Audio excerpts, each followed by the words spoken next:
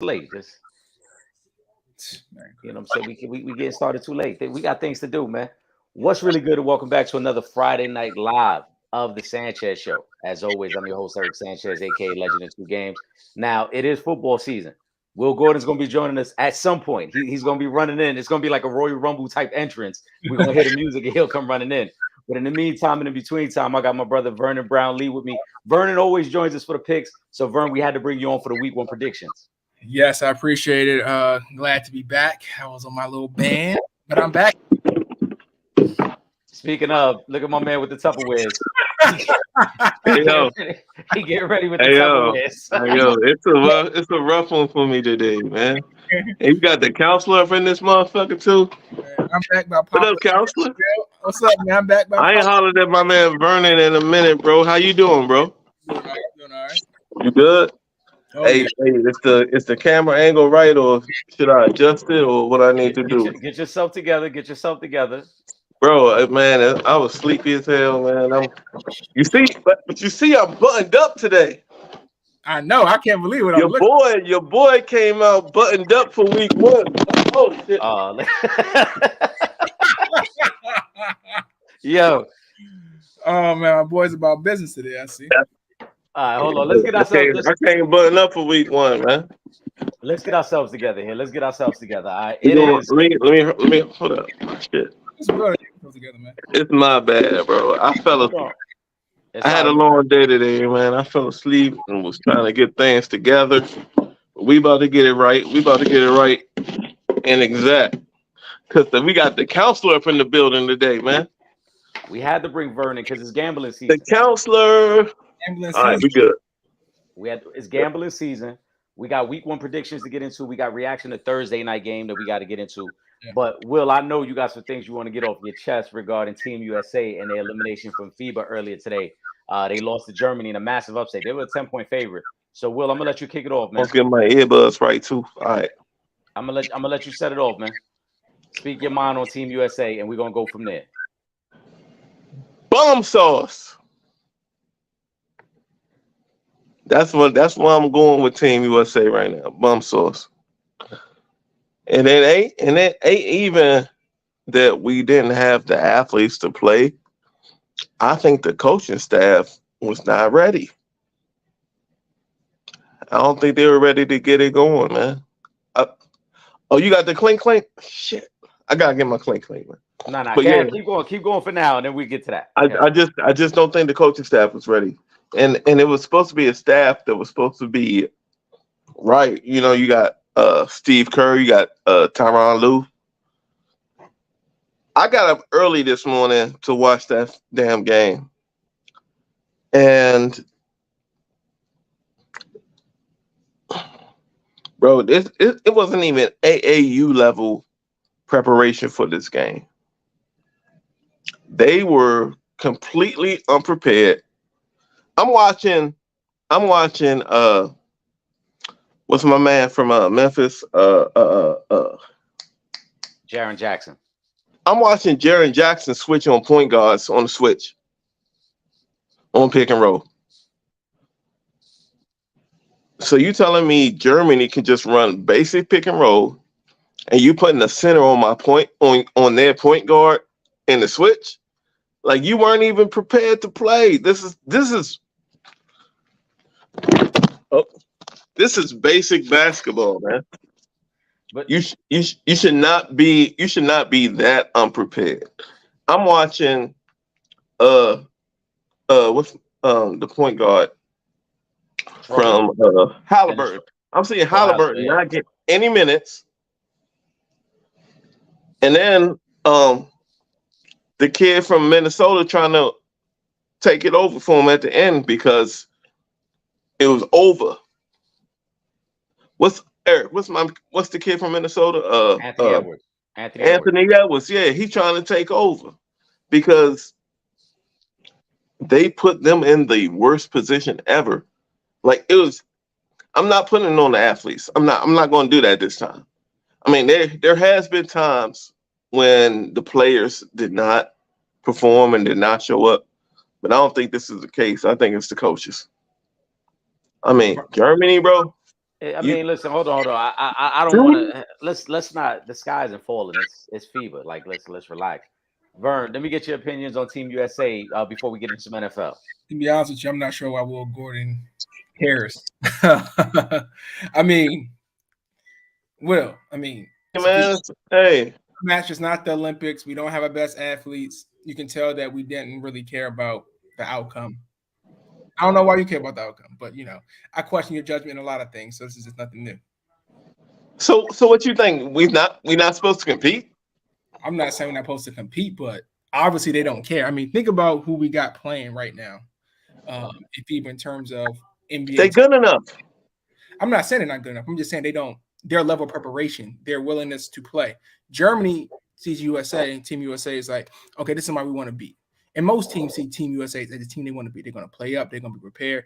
Team USA, man, they probably was, chilling. It's like, oh, okay, I really don't care. I'm just going to wake up. We're going to play a basketball game, and that's what's going to be. They rely on their talent. They don't really care, in my opinion, at this point in time, to advance or to win or to dominate. When they do care, we'll bring our best athletes. We'll have our most, our top coaches. We'll do what needs to be done on the world stage. But right now, it don't really matter, and you know that. I'll say And this. if they don't care, then that's the problem too. Well, but hold on, So hold on, we ain't hold got the on. right guys over there. Hold on. I don't want to say they don't care. Obviously, you step on the court, you're a competitor. You trying to win. But we've seen this movie before. We've learned this lesson before. You can't just roll out 12 guys and then think you're gonna beat guys that have been playing together for 5, 8, sometimes 10 years. Yeah. Like you talking about Jaren Jackson on pick and roll. Of course, they're not gonna know how to handle the defense because these guys only been playing together for like a month. They're in a situation where there's no cohesiveness between this Team USA unit, where it's like, all right, we understand what we're doing every defensive assignment. That's why a couple games ago, Austin Reeves was getting picked on in the post. That normally wouldn't happen because you would have subbed him out. But Kerr doesn't have the right lineups. He doesn't have the best guys for the situation. I mean, who's our other big besides Jaren Jackson? Bobby Portis? Yeah, Portis. I seen him out there with the headband on. I was like, whoa, that's Like, what we doing. look at the guys. Look at the guys we've sent over there. Like, of course, this isn't our best crew, but at the same time, we're asking guys who never played together, who just commit a month to playing together in a gym, and then let's go out there and compete against international teams who have been playing together for years and expect to win. It's not always going to happen. That's why we need to have the best guys. And come Olympic time, it will be the best guys because Devin Booker will be there. Jason Tatum will be there. Bam Adebayo will probably be there. Like, he's going to be there. I mean, yeah, we'll have an upgrade in talent. Right now, we got guys on this team that aren't even all-stars in the NBA, and we're asking them to beat international teams. So it's an arrogant approach. I mean, it's an arrogant approach, which is why I don't think we should really expect anything. Right. Like, Will, if our country's freedom was on the line, like 80% of this roster, you wouldn't pick for that type of game. Absolutely not. But it's not that. We listen. We played a team that their best player was Dennis Schroeder. Dennis Schroeder's their best player, and we lost. You know what I'm saying? They did not take it seriously. I'm telling you, they came in there unprepared. It was ugly, ugly basketball. I hated watching it. And it wasn't even as close as the score. We lost by 2. I think we lost by 2, but we were down like 14 with 3 minutes left. You know what I'm saying? We rallied. And then, guys were trying to make plays. That's when Anthony was taking over. That's when I text you like this dude is next because he was trying to take over. But it should have never been that close in the first place, man. The players that they have over there are better than Germany. Okay, Germany. Look at Germany's roster and tell me there's any reason on any planet that we should lose to that team. And there's not. But they were unprepared. They were arrogant. It was American arrogance. They were unprepared, and they're not taking it seriously. Is my stand. Because it's basic basketball. We are everyone's Super Bowl. We are everyone's finals matchup. It's a one-off. You're gonna get It's like the dude who might have been the best in your neighborhood, and you get him on the court that one time. You're gonna try to land a haymaker on him. That's what we get every time we get on the court. So if we don't have our best guys, this is what's gonna happen. Their best player is Dennis Schroeder. Okay, and who our best player was? Anthony Edwards. Anthony Edwards is going into year 3 in the league. You had Anthony Edwards. You had Shy Jiggles Alexander. He's not an American. He plays for Team Canada. I mean, no, my bad. You had Panchero. That's the youngin' I was thinking about. He's a rookie. Yeah. So Will. you Okay. had, dog. Hey, hold on. Will. Name me who are the all-stars on our team? You don't need no all-stars, man. It's USA. This is our sport. This is our game. We've leveled the playing field because this isn't even our best 12. I know that, but we don't need our best players to beat Germany when their best player is dude with the head pomade dye in his hair. Obviously, we do though, because again, we're everybody's Super Bowl. We are their biggest game ever, and we're sending guys over there who wouldn't even be all-stars in our own game. So you saying? So would you giving them an excuse? You tell them it's okay. I'm not giving them an excuse. I'm saying this is what happens. We've come down to the competition. If everybody's sending the best players in their country and we're not sending the best player, we've come down to the competition. Yeah. But we better than everybody. We already know we better than everybody. Qualified already. We've qualified for the Olympics already. That's the most important part of this. We qualified. It's like when you run track, Will, it's like you get the 4x1 and 4x2, you put your qualifying team in, and then you put your finals team in. This is the qualifying team. We did what we needed to do. But when it's time to win the thing, it's gonna be all right, I promise you. Right, but it's two separate things though. You know, FIBA and Olympics are two separate things. And we're supposed to be superior in both. Exactly. But FIBA is to qualify. Exactly.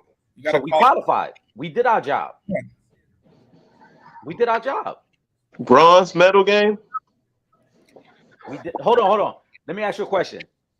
When the greats of the game are up for the Hall of Fame, do we ever count what they did in FIBA play? Do we say, hey, by the way, Carmelo Anthony has a FIBA gold medal? Or do we say he has an Olympic gold medal? We say he's international champion, no matter what the format is. So like that's what I say, because Melo was the dog against the world. Nobody's sitting there counting up FIBA accomplishments and trying to put them in a resume like, oh, by the way, I'm a 2-time FIBA champion. Like, no, it's fine. You did what you're supposed to do. It's fine, Will. The sky isn't falling. It's fine. So y'all telling me I'm supposed to be okay with that shit? Yes. I'm saying that I don't think we shouldn't overreact to it. We got more important things going on than what we do in FIBA. I mean, I know that, but you know how I get now. I'm just saying we better than that. We and I got up early to watch that game, and they let me down. You're more mad about that you woke up early to watch the game. I'm probably more mad about I lost 2 hours of sleep I could have got to watch that bullshit. Listen, let's get into the important matters at hand. But before we do, again, as always, this is a Friday Night Live. The Opinionated 1's is part of the Sanchez Show every Friday night, 9 p.m. Football season. We right in our pocket now because we're giving you 401k pick of the week and upset pick of the week. And if you miss it on Friday nights, it'll be over on Spotify every Sunday evening, just in time for the Sunday night game. So you can go right over there. If you missed any of the picks, you can make sure you locked in. But let's get to our reactions from last night. Vern, I'm gonna start with you because you and I had exchanged the text. I saw you had a crazy 23-leg parlay. Hey, I'm not even gonna ask you how that went. Yeah, I'm not even gonna ask how that went because 23-leg parlay. Yeah, if that parlay hit, I don't want the world to know that you hit a 23. That's how you know. That's how you know Vernon make good money. Cause what 23 legs? That's how you know he the counselor out here. Hold on, I'm gonna get my quick thing. I'm listening though. Go ahead, do your thing. But I'm gonna start with you. We spoke yesterday going into the game. I want to get your reactions. Detroit going into Kansas City and winning on banner night. So to be honest with you, I don't think nothing changes. I think the Chiefs are still a superior dominant team. I think the Lions are a team that is going to struggle throughout the year. Before the game, we talked, and, I thought the Lions would cover, not because I thought the Lions were a good team, but because without Travis Kelce, without, the weapons, covering is something that they should do. especially when it's week one. You got the home crowd energy. They're not, the preseason, no one's really taking it all that seriously. So covering that in the situation was, in my opinion, it was expected. However, the coaching from the Lions is going to hurt them down the road. If you saw Jahmyr Gibbs, his average yards per carry is around 6. David Montgomery's 3.5. He has like a 15, 18-yard run. He gets taken out immediately, doesn't come back into the game. I mean, to be honest with you, if it wasn't for Kadarius Toney dropping the pass, at least those 2 crucial passes that we talked about, one that led to an interception for 7 points and another that didn't allow them to get into field goal range, the Chiefs win that game, and then everyone's criticizing Dan Campbell as to why are you still allowing David Montgomery to be your primary back when he has shown throughout this game that he can't carry that load. People might say pass protection. He got ran over and got a clipping penalty by trying to, pass protect. So I think the coaching from the Lions is going to continue to plague them. Is going to continue to bring them down to average. Jared Goff, to me, is an okay quarterback, but I don't think he's someone that's going to transcend the Detroit Lions franchise to any type of, significant or serious playoff team. I just don't think so. I think St. Brown for a few times should have been targeted more. He had a decent first half, but the second half was kind of quiet. So from yesterday, I don't really think much has changed. I hope next week that the Lions, people think that they're better than what they are, so we can get better betting lines. But outside of that, I think you made a couple great points. I agree. St. Brown should have been targeted more. I don't think they were as creative with the offense as they could have been to get him the ball because he was open a lot. Tony's, really, he had about 4 drops, but 2 of them are the most critical. The one that leads to the pick 6, and then the other one on that drive that would have led to at least a potential game-winning field goal. I think the Lions are a playoff team. I'm not going to say that just because they won in Kansas City, it elevates them to more than that because they won 9 games last year, and I have them winning the NFC North. But as you and I discussed, I thought the line at 4.5 was perfect for them because Kansas City was banged up. No Travis Kelce. And they lost him on such short notice that they really didn't have time to prepare the other weapons. And you didn't have Chris Jones, who's your best defensive player. So I thought it was right in their wheelhouse. It was right in their pocket.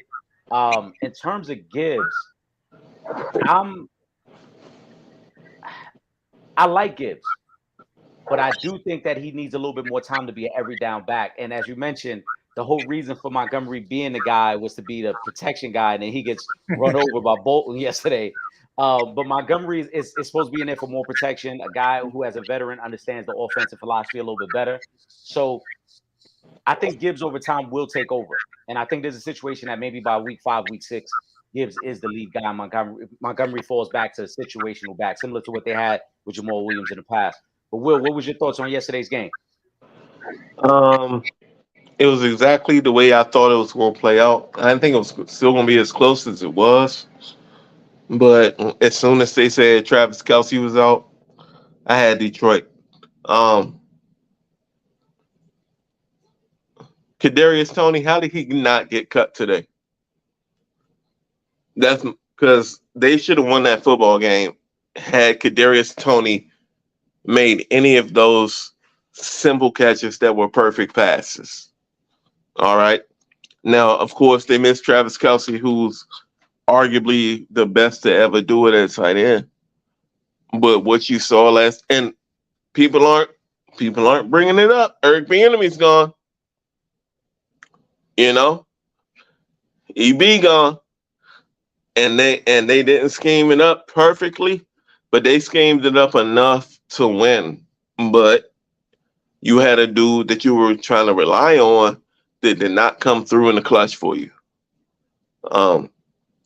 You had Travis Kelce on the sideline watching this. I know he was going through it, watching them drops. You know what I'm saying? I know Patrick Mahomes was coming off the sideline looking at him like, bro, I need you. And they're gonna be straight, but I love the fact that they lost, of course, because you see what's behind me. So that's a little, that's one up on us for the year. But that team is still gonna be a problem, especially when Kelce comes back. That dude, Kadarius Toney, is bomb sauce. That's why the Giants traded him to them for a ham sandwich and a pack of Funyuns. You know what I'm saying? That is not why they traded him, Will. But go ahead. Go ahead. No, because he's bum sauce. Okay, so why'd they trade him? Because he was having some off the field issues and he was butting heads with the coaching staff. They traded him like midway through his second year in the league. Bum sauce. What'd he do for New York? He had one really good game against the Cowboys, and then that was it. One. Okay, so yeah. I'm not a Giant fan, so I'm not trying to defend him. I'm just saying that. Yeah, I get it. I get it. I'm just saying he was not. He shouldn't have been the vibe last night. He shouldn't have been the go-to guy. I mean, I get it that Kelsey was out, and you might have had to change your game plan up a little bit, but if he catches those footballs that were perfectly placed in his hand, you couldn't put them better in his hand if you handed it to him. Then the Chiefs win that game. Do y'all agree with that? They easily. I'm off foot. I got Vern muted, but they easily win that game. I think because the pick six is a result of the drop. At the time, the Chiefs up 14-7, and they had all the momentum coming out of halftime. So they probably were going to go down the field and score again. And then the last one obviously would have set up a potential game-winning field goal. Yeah, I mean, Pat put it right in his hands, man. And the fact that they didn't throw him under the bus after the game, that speaks to them as a franchise, which is kind of cool. But we all know that game would have been won if he's throwing the receivers that can actually do their job and catch the football. He didn't.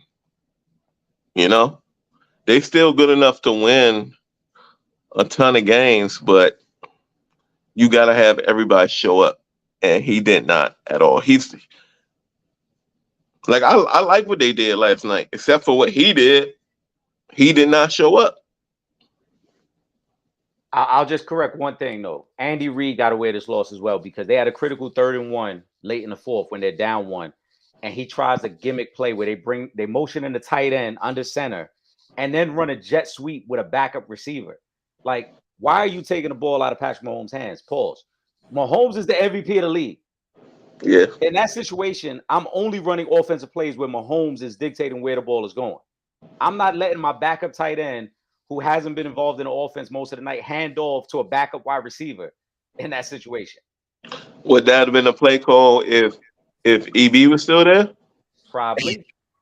You think? Probably. I mean, from what we heard, right, Andy Reid has been controlling the offensive game planning and play calling, right? Vern, but let me know. Eric Bieniemy's his offensive coordinator now. So, Vern, I want to know, you think Eric Bieniemy will call that play in that situation? No, I don't think so. I think we see more Pacheco last night, and I think you put Pacheco and you just run the ball down the gut. I think in that situation, it's possibly, in my opinion, it's a 2-down situation, right? It's like I get a half yard and a half yard, or I get the 1 yard here. I think they were being a little too cute, be honest with you. And that cost me. There was a couple things in the games that were crucial plays. The fake punt by Detroit early in the game, I thought that was huge, right? They was able to convert on that. So even though I am, throwing Dan Campbell on the bus for his, in my opinion, his offensive acumen, from a special team standpoint, that play call was a huge play call. I mean, they really needed, in my opinion, I felt that for the rest of the game. Yeah, they were stagnant at that point. Exactly. They were stagnant. They was able to break things open. But like I said, I think Andy Reid will be okay. I think they were really panicking because they didn't know what to do without Travis Kelce. Because Travis Kelce is such a nightmare, especially like 3-4 yards in the red zone. I think everything will be okay. And Will Gordon, don't get too happy. Everyone in the AFC West is going to have a loss for one team. That's because Broncos and the Raiders play each other. They weren't. We're going to get to that. We're going to get to the games in a second. I like that, though. But you see how Vern's trying to come? Vern, he's just throwing shade already. We're going to get to the games. We're about to get to the games, and I want to say, true, like you mentioned, Vern, Jared Goff, and I don't think Jared Goff is an elite quarterback. But I think we got to give him some credit because he made some good throws on that game-winning drive yesterday. Now, he's stuck in the pocket, and a couple third-down throws that they needed to have, he made. Now, was he great all game? No. I thought he got happy feet a couple times on the blitz. But on that drive, when they're down 20-14 and they got to have it, he makes about 3 big throws on that drive that ultimately lead to the touchdown. So I got to give him a little bit of credit there. I understand, but I went back and did some film study, and he missed on that crucial You ain't third. doing no damn film study. Actually, he missed St. Brown down the seam wide open. I mean, it would have been another touchdown wide open. When did you have time to do film study today, Come Counselor? on, Vert. Today was Friday. I'm chilling, man. I've ready. Look, Eric said, so I said, look, I'm ready to go. Vert cleared the schedule. His clients couldn't even get in touch with him today. He cleared the whole schedule. Vern turned it. Remember when Ron Jaworski used to be on ESPN, but like I popped in the tape and I watched the footage. That's what Vern was doing all day today. That's where he was going.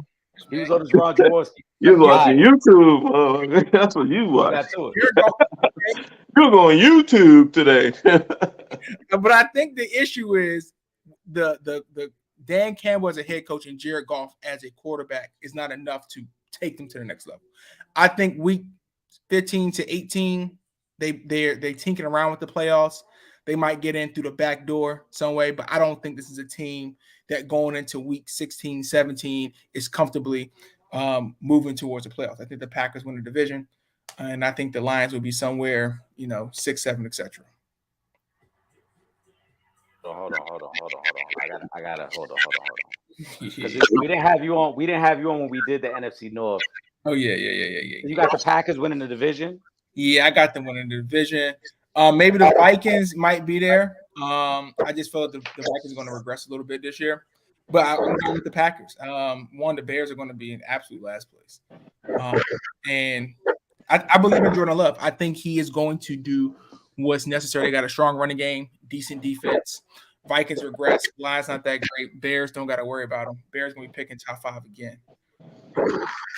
So, I don't. That's bold. I mean, it's not too far off because I agree. I think the Bears, even though I think the Bears will be better, they won 3 games last year. So when you say better, they may only win 6 games this year. It's not really saying much. So I still think they're a last place team. I think the Vikings do drop back because people overlooking the amount of talent they lost. Like, no matter how you feel about Thielen and Cook, that's a lot of production that you lost in your offense. Yes. And they were 11-0 last year in 1-score games, which is almost unheard of. If they just come back to the pack a little bit, now they're only a 9-win team as opposed to a 13-win team. So I can see that happen. I don't have Green Bay above Detroit. I think Detroit's a little more talented and a little more proven. But I'm not mad at it. I got Green Bay as a second place team. Will, you ready to get to these games, man? Which one? Are you ready to get to these games, man? Well, yeah, for sure. I got my list. I got them all picked out, bro. Hold on. Go ahead, Vern. Say that again, Vern. So where's the Kettle One? This is your time to get the Kettle One. Hey, clink. Hold on. That's what we do. I had it ready. Hold on. Right After this week, we're not gonna say their name though, because they ain't cut a check yet. So that's the thing. Yeah, we can't give them the endorsement. Check letter. Vern, we're gonna have you negotiate the deal for us, Vern. Got you. Say less. Get it, counselor. Get it for us. We'll indulge. Vern can't. We're not listening. You know what I'm saying? Our counselor, you know what I'm saying? He can't do that. I'm gonna drink like that. All right. We going down. Listen, this is how we doing it. You already know. Now, 401k pick of the week and upset pick of the week going down. Yep. So when we get to a game on the schedule, if that is your 401k or your upset pick, name it at the moment. Eric, we're gonna upset with if the team is not favored, right? Correct. We use the actual lines, and I went on. I double checked about 30 minutes before we went live to check where the exact lines were. So if the team is an underdog by line, that's what we're going with. Got you. I'm picking straight up winners though. That's fine. If you want to pick straight up winners, that's I'm not fine. doing points. That's fine. Vern and I are using the actual lines to pick our games. Okay. Now I'm going to be keeping track. I got you. Oh yeah. Hey, look, the people are trusting us with the 401k pick of the week, Vern. The 401k pick of the week is a lock this week. I think we all on the same page this week. Let's go there. Should we go there first, gentlemen? Vern, kick it off with your 401k pick of the week because I think you're already teasing it. Go ahead, give it away. 401k pick of the week, baby. Now I ain't gonna be able to say this a lot of times this year. Maybe not for the rest of the year, but for this week, 401k pick of the week. Will Gordon, your team, my team. Yeah, Will, you can say it. It's your team too. Say it, Will. It's okay. No, my team's the Chargers. I don't know who you rocking with. I see that ugly hat you got on. Eric, I haven't seen a week 1 situation like this in quite some time.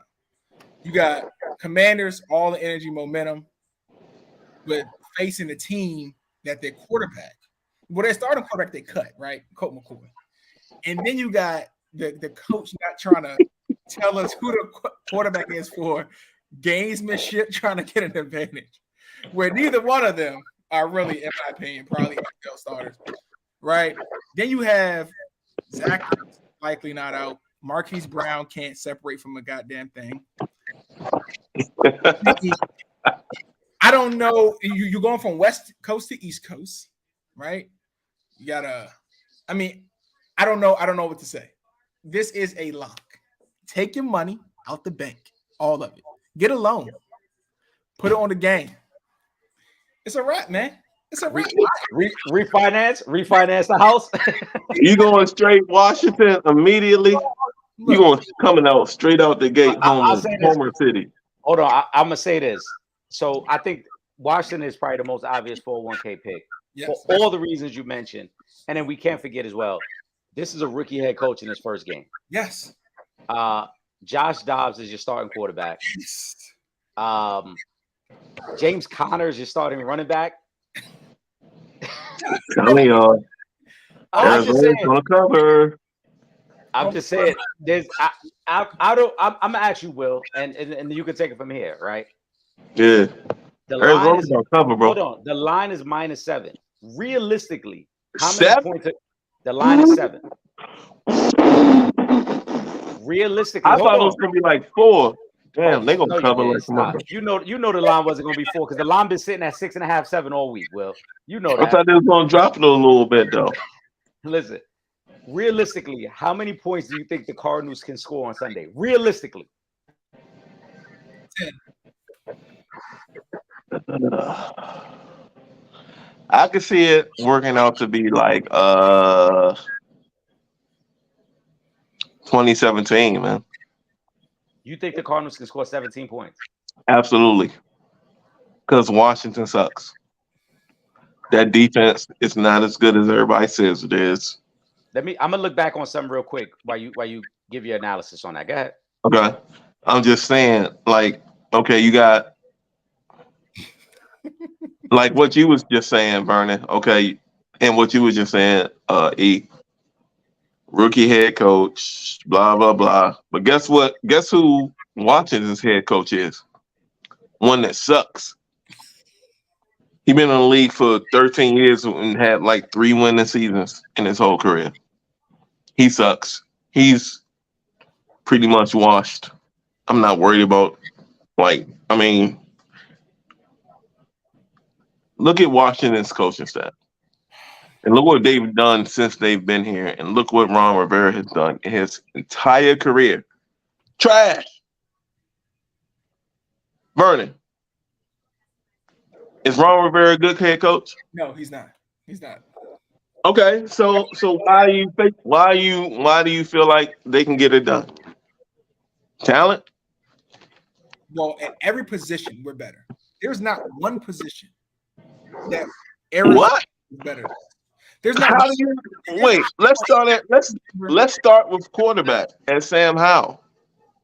Okay. I think I would take Sam Howell over Josh Dobbs. Yes, you would. Absolutely. Will, are you serious? He can't be serious. He can't be serious. I'm not worried about him. I'm not worried about Sam Howell. That's not the question, though, Will. Question. I said right. The question was position by position. Where are the Cardinals better than the Commanders? Running back. Brian Robinson and Antonio Gibson. They're trash. And what's James Conner? Decent. I mean, we talking about 2 shit teams, okay? It's not like we're talking about 2 shitty teams, yeah. Okay? We talking. But guess what? James Conner. It's 3:45. James Conner's done more in this league. James Conner's done more in this league than both of them. Is that not true? Of course, but what he's done in the past and what he is right now are 2 different things. I'm just holding. I'm just saying what he's done in the past, Will, and what he is right now are 2 different things. And remember, Eric, this is Mr. Austin Eckler is the number 2 running back in the league. So let's remember that. We got a lot of shit about that last week, Will. We got a lot of shit about that last week. But I don't care. I wanted to look something. care. I wanted to look something up. I wanted to want look all the something up. smoke. I wanted to look something up, right? Because Josh Dobbs just got named a starter, I think, on Tuesday. Yes. Bro, Right. Josh Dobbs is better than people think, too. Hold on. Okay. Is he? Because Josh Dobbs was with the Titans all last year.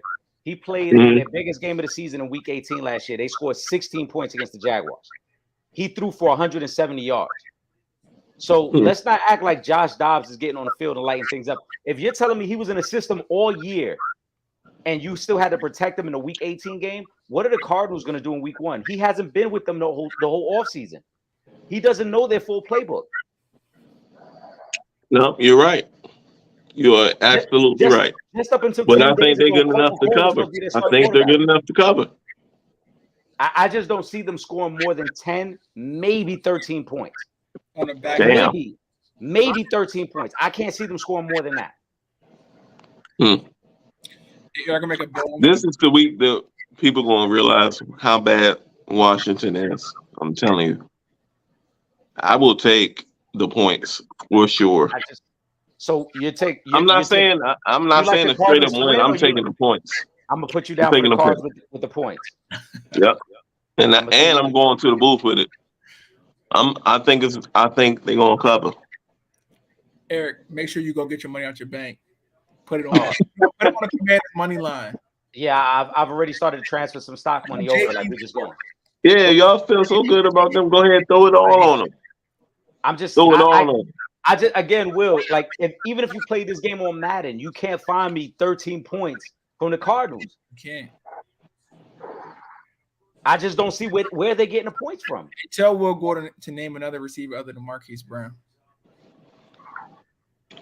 Didn't Robbie Anderson just? I don't need to do that.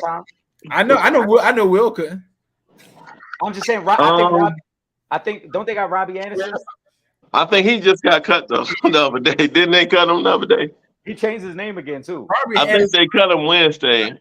I might be wrong on that.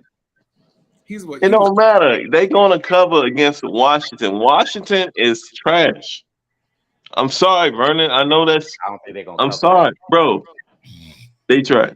Hey, well, they will cover. 28-3 at halftime. Next game. All right, let's go for the. Yeah. Let's start with the 1 o'clock games. I bet. Carolina at Atlanta. Vern. Atlanta's favored by 3.5 at home. Let me know what you're thinking. I'm taking the Falcons here. We look at the stats. What does it say?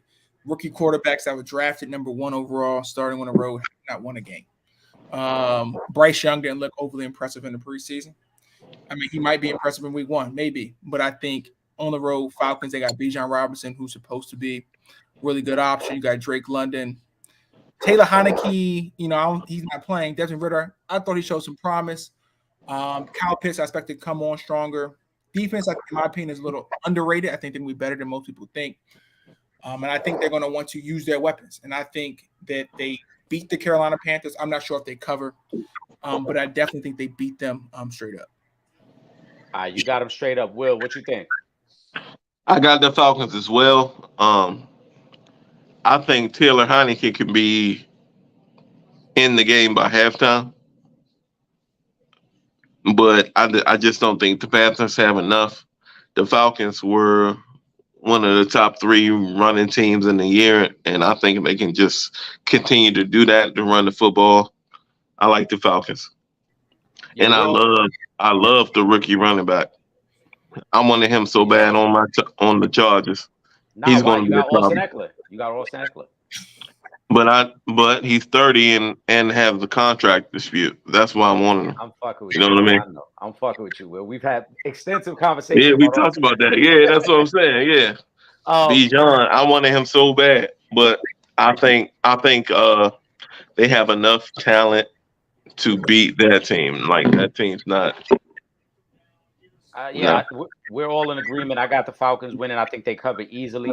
But I love to see what that quarterback does. He's not going to do well. I'm going to tell you that. That's what he's not going to do. The offensive line is bad.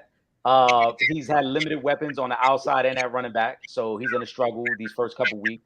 And Vern, you mentioned all the offensive weapons that the Falcons have, which I like, but you forgot to mention one guy who might be their most versatile and probably their best player, Cordell Patterson. He gonna be there. Yeah, who they're gonna use all over the place. Yeah. They're going Arthur Smith, who I think is a good offensive mind. I'm not sold on him as a head coach, but we saw the things that he did in Tennessee with Derrick Henry and Ryan Tannehill. Now that he has a legitimate running back, and now he can move Patterson around the offense, I think he's going to get very creative with them. This is a tough matchup for Carolina right out the gate. Atlanta was competitive last year. Remember, Atlanta still won 7 games last year and was very competitive. They lost some games because they had Marcus Mariota as their quarterback. So I think they're going to be a little better prepared. I like Atlanta. We're all in agreement. Will, we going to your neck of the woods, so we going to you first. The Bengals at Cleveland. Cincinnati's favored by 2. Ohio. Cincinnati is favored by 2 for the in-state rivalry. Let me know what you're thinking. I'm leaning Bengals. The Browns, like up here, like y'all know I'm in Ohio and shit, so I get the vibe for both teams, but the vibe for the Browns is not what it is for the Bengals. They talking Joe Cool, you know what I mean? They talking Jamar. I mean, what's the receiver? Jamar Chase. Yeah, Jamar Chase, T. Higgins, Tyler Boyd, Joe Mixon. Yo, they loaded. They are completely loaded. And the defense is not a slouch either. And the Browns going to be the Browns. Like, I'm never going to pick the Browns on any occasion. I know they got, Deshaun. I know Deshaun's there. Okay, cool. I know they got, what's their receivers? Amari Cooper and some other dude. Okay, cool. You got David Njoku. Okay, cool. Your running backs are freaking stud, but you're the Browns. And the Browns are going to Browns. It's like I hate coming on the show saying this, but that's my whole logic. The Browns are going to Browns. They're going to lose because the Browns are the Browns. Vern, what you got, man? This is going to be a tough one. I think the Browns can. I think the Browns can win. I think they cover. I don't think Joe Burrow has won in Cleveland. I think his record against Cleveland is actually losing. I think it's like it's pretty bad. It's pretty bad. Like I'm not saying that just because that's your record, that's what you're going to do in the next game. But when we look at a lot of things that's going on, I mean, you look at Myles Garrett.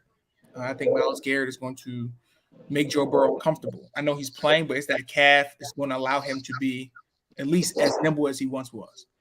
You're going to have week 1. He hasn't played in the preseason. I'm not sure how much he's been practicing because of his calf injury. I think the Browns cover. I would, if I was betting, I would probably tease the Browns. I don't think I would pick it straight up. But if I had to just go with my gut, I'm going to go Browns wins this game. I think they win it by a late field goal, and they get the upset. Vern, this is why I like you, Vern, because you're very logical. You're sensible, and you know. Sometimes I think sometimes Will you allow your hatred for a team to cloud. You know what I'm saying? What's really going on? He said, see, you're logical, but with Will's fucking not at all. You let your hatred for the Browns get in the way. Has Joe Burrow taken a snap all preseason? Nope. All right.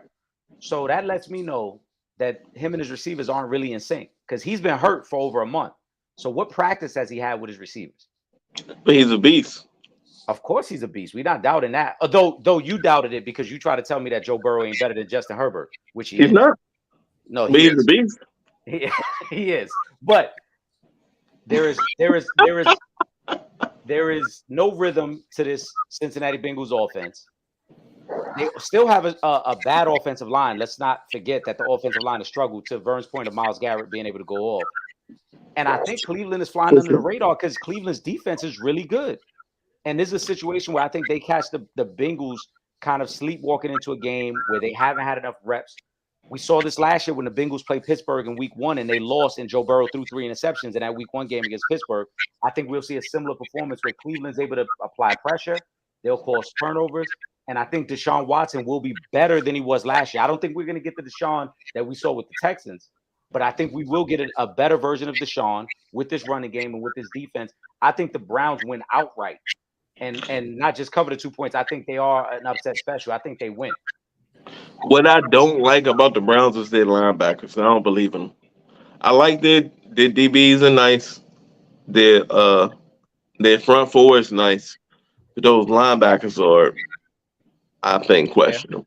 That's fair. That's very fair. Like I said, I think Cincinnati's the better team, and I expect Cincinnati to have the better season. Yes, right. But it's to catch them week 1 when Joe Burrow hasn't played any significant football in months. Remember, he didn't take a snap during the preseason, and he didn't even get a lot of first team reps up until I think like a week ago. I think there's a tough spot when you got a guy like Myles Garrett who is going to be in your face for 70 snaps all day. Yeah, that's a tough spot for them. I like Cleveland there.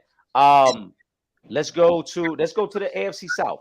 Vern, you're gonna kick it off there. The Jags at Indianapolis. Anthony Richardson, the rookie, getting a start. The Jags are favored by 5. What do you like? So I like money line with the Jags. Man, the cover's gonna be tough here. The line's been moving between 4.5, 5.5. Anthony Richardson just looks terrible. But him looking terrible as a passer doesn't mean that he looks terrible as an athlete or someone that can control the game, right? Because really, to cover in this game, if Anthony Richardson is able to pick up first down by running or in the red zone, right, he becomes a threat, almost like a baby Cam Newton. He can keep the game close enough for them to compete. Now, of course, the Jaguars are going to be very talented on offense, right? You got Karen Ridley coming back. You got Travis Etienne. You got Bigsby, Ingram. Everything says the Jaguars should be able to cover this game. But week 1 divisional opponents, especially when the favorite team is going on the road, the numbers just say that they cover more than they don't. In terms of the line, I would stay away from the line. I will only go money line here. I can see the Chiefs. I mean, I can see the Colts come with a backdoor cover, being down by 10 and having a late score to lose by 3.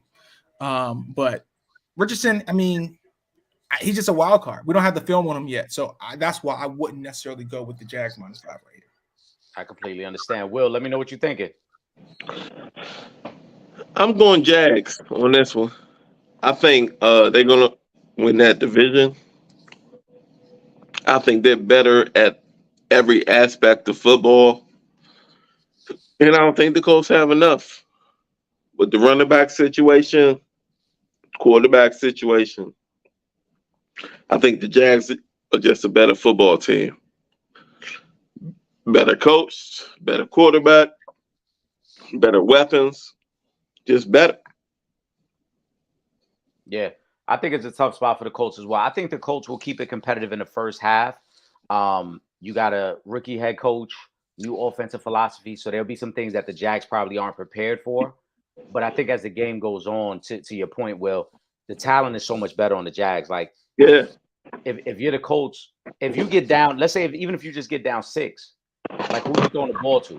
You got Michael Pittman, you got Alex Pierce. You don't have the weapons to even get yourself in the game. And then to Vern's point, you can't even trust that Richardson can actually make those throws anyway. So Right. I think there's a situation where early in the game, the Colts will get creative and find ways to get Richardson on the outside and use his legs. But as the game goes on, the Jags are just too explosive. I think they got a lot of weapons. The Colts defense, I like the Colts defense, but they just don't match up well with Calvin Ridley and Christian Kirk and those guys. I got the Jags winning and covering. The only thing that we don't know what this head coach is going to do in terms of offensive scheme, right? And that's why I just don't know. It almost reminds me, if you remember when RG3 came week 1, went to the Saints in the Superdome, right? It was just like, what's this read option thing? We're going to blow them out. I'm not saying that they do that, but when you got a head coach rookie, you got a rookie who is an athlete, a supreme athlete, I just think you can probably get some creative packages together that maybe the Jaguars might be, not prepared for it, and maybe just catch them by surprise and just keep it closer than we think throughout the game. That's my only reason for the cover. Very, very possible. Shane Steichen did some creative things with Jalen Hurts. Yes. And it's crazy you mentioned RG3 because Will and I, when we were talking AFC South, that was one of the things both of us agreed upon, that you don't need Richardson to be a come in and be franchise type quarterback right away. You just need him to be RG3. You need him to just make enough plays to keep you competitive. And some weeks you'll surprise teams, and in other weeks he's going to look like a rookie quarterback and make some mistakes. So you'll live with those mistakes. But that's what you really need him to be. You just got to get enough playmaking out of him to keep you in games, and then hope that you steal it late. Hope that your defense come up with a turnover. Will, you're gonna kick off this next one because this is one of your favorite quarterbacks of all time, Kirk Cousins. 5. They favored by 5 at home against your second favorite quarterback, Baker Mayfield. I know you're conflicted on this one because these are 2 of your all-time favorites right here. But can Baker go into Minnesota and cover or possibly even put out the upset? No. Period. No. There's no way that the Bucks beat Kirk and them. And like you said, I hate Kirk, but he's a way better quarterback, and I think they have a way better team. Even getting rid of the running back, I like the backup, and I don't think they have anything to keep up with the Bucks. I think Baker Mayfield will be benched by week 3. Again? He's trash. Like, we got to Vern, I might need you to look this up. I don't know if there's ever been a number 1 pick that's been benched by more teams. Because if Baker gets benched now, that'd be his 4th different team. This might be his 4th different team that he's been benched by. 3rd, right? The Browns did it. Yeah. Carolina did it. The Rams never benched him, I think. I think he was able to finish out the season with the Rams. He didn't really there from the beginning, but yeah. Yeah, he got there like week 15, so it wasn't much time to actually bench him. So Will, you like Minnesota? Vern, who do you like here? I like Minnesota. I know a lot of people have been saying the Bucs are going to cover. I just can't believe it. The Vikings defense is so bad, though. The issue is exactly what Will says. Baker is a quarterback you can't rely on to hit his targets consistently. Mike Evans seems like his contractual situation they gave him, he got a deadline tomorrow. I'm not sure how motivated he is to play. I think the Bucs defense is not that great. Devin White as a linebacker has regressed as a player. I can definitely see the Vikings winning by 7 points here. Yeah, I don't really know what to make of the Bucs because they don't have much of a running game. Their O-line has really regressed the last couple of years. Like you said, Devin White is taking a step back. That secondary, which looked really good when they won the Super Bowl, has regressed as well. So I wouldn't be surprised if Justin Jefferson has one of them 12-catch, 120-yard type days against their secondary, and just running all over the field. I like Minnesota as well. I think the 5 is more out of respect for what the Bucs once were, because I just don't think the Bucs are a good team right now. I don't either. They've lost a lot. Yeah, I don't think they're. I think this might be one of the highest scoring games of the weekend, though. So like if you are looking at the point, I think this goes over. Not because of the talent, but because of the lack of defense. You got a dome. Okay. The conditions are going to be controlled. You have a fast surface. They're going to put up. I like that. Vern, kick off this next one. Tennessee going to New Orleans. New Orleans is favored by 3. New quarterback in New Orleans. Tennessee's running it back with the same squad. What do you like here? Man, I don't like this game at all. I'm staying away. However, if I had to choose, man, I don't know. I mean, I truly don't know. You got the Saints with Derek Carr who struggles. Week 1, new offense, X, Y, and Z. And I don't think Derek Carr is all that good, to be honest with you. But then you got the Titans who super question mark at quarterback. Quarterback in my opinion. Derrick Henry. But I think the Titans cover here. I think their defense will be enough to keep them in the game, if not outright win. If someone said, hey, you got to choose a team, go ahead and choose it. I'm going to go with the Titans. But I don't like the game at all. But I would go with them just out of respect of what that defense can do. Jeffrey Simmons, Bernard safety. I think that they could really put a hurt on Derek Carr, and if you fluster him, I think he caves, and they win a close game. Okay. Will, what you like here? Again, Titans getting 3 points in the Superdome. I like the Titans too. I don't think the Saints have enough. Derrick Henry, the quarterback is not horrible, and I don't think the Saints have enough. Yeah, I think that's a easy cover for the Titans. I'm gonna go Saints here. I like Really, Mike really. Vrabel. Yeah, I'm going Saints here. I like Mike Vrabel, but I don't like anything else on Tennessee. I think Tannehill has been done for like 2 years now. The defense is solid, but I just like New Orleans defense better, and I think New Orleans has better offensive weapons as well. And I think to say that the Saints cover the 3, what do you mean, who? You got Chris Olave, The Saints offense. Okay, Olave. you got Jamal Williams, the running back. Michael Thomas apparently is back. Mike Thomas is back. I'm not worried about him. All right, so even still, I mean, aside from Derrick Henry, it ain't much I'm worried about on the Tennessee side of things. And I think Hopkins. Yeah, I think Hopkins, and not in that situation. I think with a better quarterback. Yeah, he's washed. I think with a better quarterback. I just think with a better quarterback, I think you would get better production out of Hopkins. But with Tannehill, I'm not buying it. And I don't think the 3 is that difficult to cover because this is a game where the Saints could win it 24-20, 26-21. Like I just they could cover the 3 points. It can be a competitive game and still cover the 3. So that's where I'm going with it. I'm gonna kick off our next one because this is my upset pick of the week. One of them anyway. I like a couple upsets in this first week, but this is the one I'm really leaning into that I think it's been winking at me all night. You know what I'm saying? I seen the line weeks ago and I'm like, man, this one really is right there for me. Pittsburgh getting 2 points at home against the 49ers. I think Pittsburgh is going to be an outright winner. I think Brock Purdy comes back down to earth. A lot of people are making hype about what he did last year as a quarterback. This Pittsburgh defense is really good. They got a lot of offensive weapons. And Mike Tomlin has had all off season to prepare for this game. I think Pittsburgh wins outright, and I think they're going to be impressive against the 49ers. And I like the 49ers, but they're going to be impressive. I got Pittsburgh as an outright winner. Vern, I see you nodded. Let me know what you think. Eric, man, this is my upset pick of the week too. I mean, I feel like we're agreeing a lot on this week 1. When you look at Mike Tomlin against the spread, West Coast going to East Coast, it's just a lot of things going on in favor. But also, I think the 49ers are being overvalued for what they did last year. I think people need to remember how Brock Purdy actually looked in his last appearance. His first half, I mean, he was just, terrible, and then he gets injured. UCL, right? UCL was pretty much what they call like almost like a Tommy John type injury. It's MLB. So in the offseason, it wasn't like Brock Purdy was throwing the ball, staying sharp or staying healthy, right? He was healing, rehab his elbow. I think the whole Trey Lance situation, I think Nick Bosa not playing, and now his contract is resolved, but I guess he's going to be back on the field, but he's not really in football shape. I think you're 100% right. I think the Steelers go in. I think the Steelers win. I think they win by possibly a touchdown.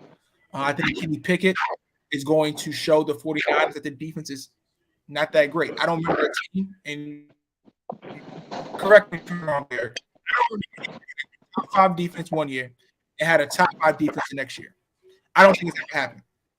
It doesn't. Top 5 defense one year. Top 8. Right. Exactly. I'm not sure why. It just that's just the way it happens. So when you take their defense, which is the crux of the team, and they have a regression, and Brock Purdy, we got the film on him now.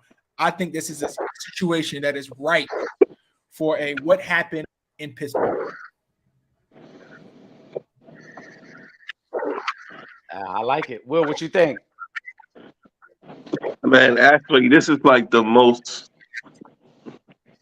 in sync prediction I got with the counselor. Steelers easily. I think that offense is going to be a lot better than people think, and that defense is already stout. Yes. And Tomlin does his thing, man. Like 17, what's he been? 17 seasons, no No losing seasons. Crazy, yeah, something like that, yeah. But they ain't the establishment won't shine on that. But yeah, I think they're a better team. I think they're better coached, better play. I think Steelers all day. Yeah, so we're in agreement, man. I like that game a lot. That's the one that's jumped out to me for a few weeks now. I think the 49ers, though the 49ers are a very good team, I think a lot of people are hype on what they ended on last year and not looking at the fact that, as Vern mentioned, it's very hard to keep that same type of defense. And let's not forget, D'Amico Ryans is no longer there. He was the defensive coordinator, right? Yes. So you don't know how the new philosophy now is going to tinker with the formations and what they do defensively and schematically. So I like Pittsburgh in this game. I think they win pretty convincingly too. Like I said, I could see this easily being a touchdown or more win where Pittsburgh shows people like they're legit this year. Let's go to Baltimore. Will, you can kick this one off. The Texans going into Baltimore. CJ Stroud is supposed to be starting. Baltimore is favored by 10. A lot of hype around Baltimore. Lamar got the new contract. OBJ, Zay Flowers, the rookie receiver, has been looking good. What do you like here, Will? I like Baltimore, man. Lamar Jackson is continuously disrespected in this league, and I think it's kind of a indictment on what people think a quarterback's supposed to look like. You know what I mean? Because he doesn't look like what quarterbacks are supposed to look like or what they're used to. He's an MVP candidate yearly. Let's stop playing, man. This dude is the problem yearly. Let's look at his coach. He keeps the Ravens in competition yearly. And they're at home. They're at home, right? Yes. Yeah. Week 1. I like it. And a lot of people are sleeping on the addition of Odell. I'm not. I think that's going to make a difference. You got a great quarterback, decent enough weapons, and a great coach. Like, some people might not call him a great coach, but they've been right there, every year. I don't see why you can't pick Baltimore on this one. I'm going Baltimore all day. Go ahead, Vern. So money line Baltimore for sure. However, Baltimore does not cover. And the reason why Baltimore is not going to cover is their secondary is decimated. Another reason why Baltimore's not going to cover is Lamar Jackson is terrible against the spread. Another reason why Baltimore is not going to cover. Talk to him, Vern. Hold on. Talk to him, Vern. Hold on. Say that again. He's terrible against the spread. Against the spread. And this is a fact. Look back at last season. And Marlon Humphrey's out. That secondary step back. But on top of that, you got a new offense. Lamar Jackson has not played a snap or down. And not only that, what we have seen, and this is in the playoffs, and I think the Chargers did a really good job with it a few years ago. If you can find a way to contain Lamar Jackson, and like I said, I think the Texans defense is going to be better than what you got D'Amico Ryans now with the Texans. I think from a team standpoint, they're going to be able to at least be able to control his legs. And I think that they cover. I don't think it's close throughout the entire game. I think it's somewhere around 13, except they get a late last-minute touchdown to cover. But I think the Texans do find a way to cover. I wouldn't be shocked if this is a game in which the Texans have a positive turnover differential. But they don't have the offense to really, capitalize on it. But I think the game comes within 4 to 6 points of the Ravens. They win it. But I think the Texans definitely do what they need to do to keep Lamar Jackson contained and bottled up in this initial week 1 opener. I like everything you mentioned. My main concern, I got the Ravens to win and cover. Will got them to win, and Vern, you're saying the Texans to cover. You like Baltimore to win, but Yeah, I got Baltimore to win, but Texas is going to cover. My concern in this one is, as like mentioned with the Cardinals earlier, is how are the Texans getting their points? Because outside of being able to run the ball with Damian Pierce and CJ Stroud moving around, they don't have receivers to throw to. As you mentioned, even if their defense is able to get one or maybe even two turnovers, I don't know if they're good enough to capitalize on them. So this might be a situation where they just got to hang around and then hope their running game keeps them close enough to make a play late, to possibly steal it. And that's where it gets tricky. I could see this being a backdoor cover. I could see the Ravens scoring one late. Yeah. I could see this being a one possession game and then the Ravens defense or their offense just sealing it with a score late to cover. And that's why I'm gonna lean towards the Ravens, because I just don't see the Texans being able to score enough points. But I like the other things you mentioned, because I think as the year progresses, we're gonna talk more about Baltimore secondary, how their defense is really taking a step back. They got a lot of money tied up in their linebackers. They ain't got much else on that defense though.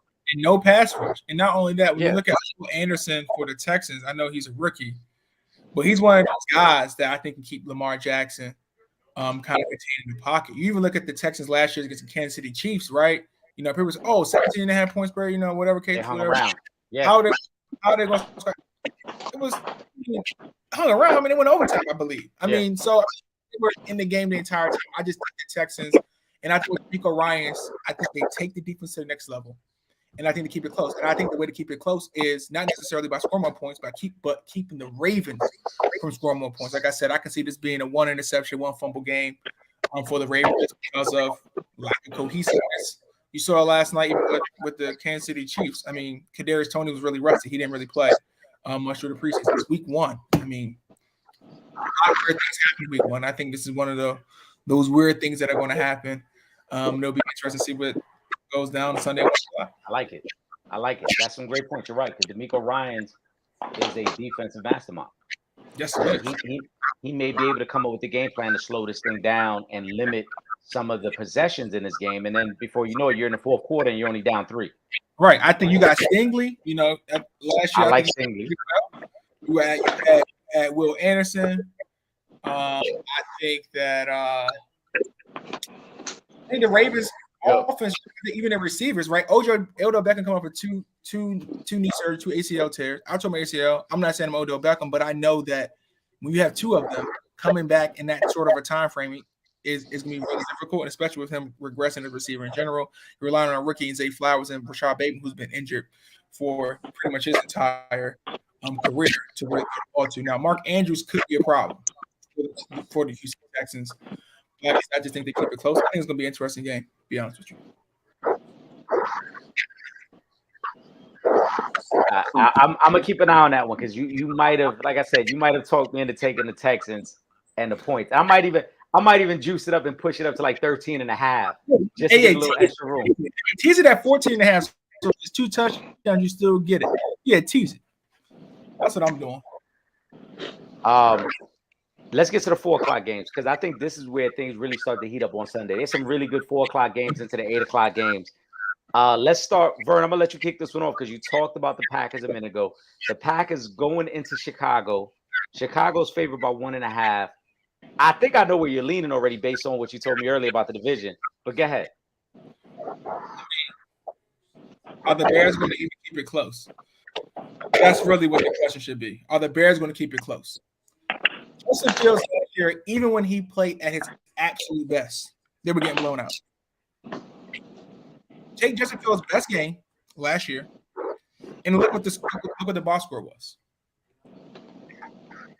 The way he plays does not equate to winning games. So because it doesn't equate to winning, because it does.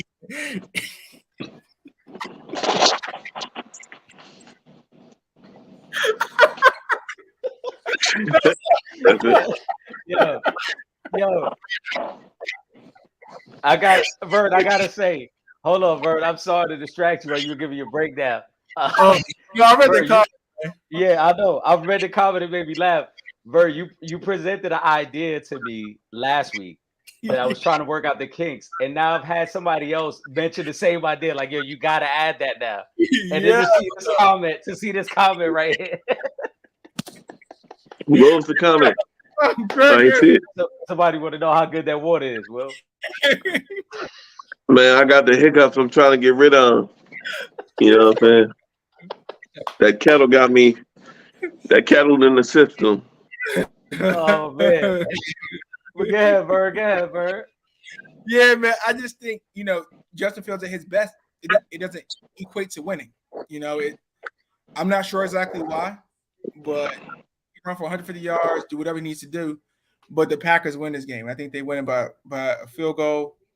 It's one of those games where people are they're gonna say, why do we think the Bears are that good? Why do we think Justin Fields is that good? I don't know. He doesn't win. I mean, he just doesn't win games. I think that, like I said, I think this is an easy one. It's one of those where you put the bet in, you go to sleep, wake up, and say, I got my money in my account. Bert. Will, it's on you, Will. Go ahead, Will. I like the Bears, man. I think Justin Fields is going to take that step. And I'm not too sure about the Packers on what they're going to do offensively with Jordan Love, because I haven't seen it yet. You know what I mean? But at the end of the year last year, I did see some steps from the Bears and offensively what they were doing with Justin Fields. So I kind of like what they're going, the way they were going. And I just can't go with Jordan Love yet. Just because I haven't seen enough of them, so I'm going Bears.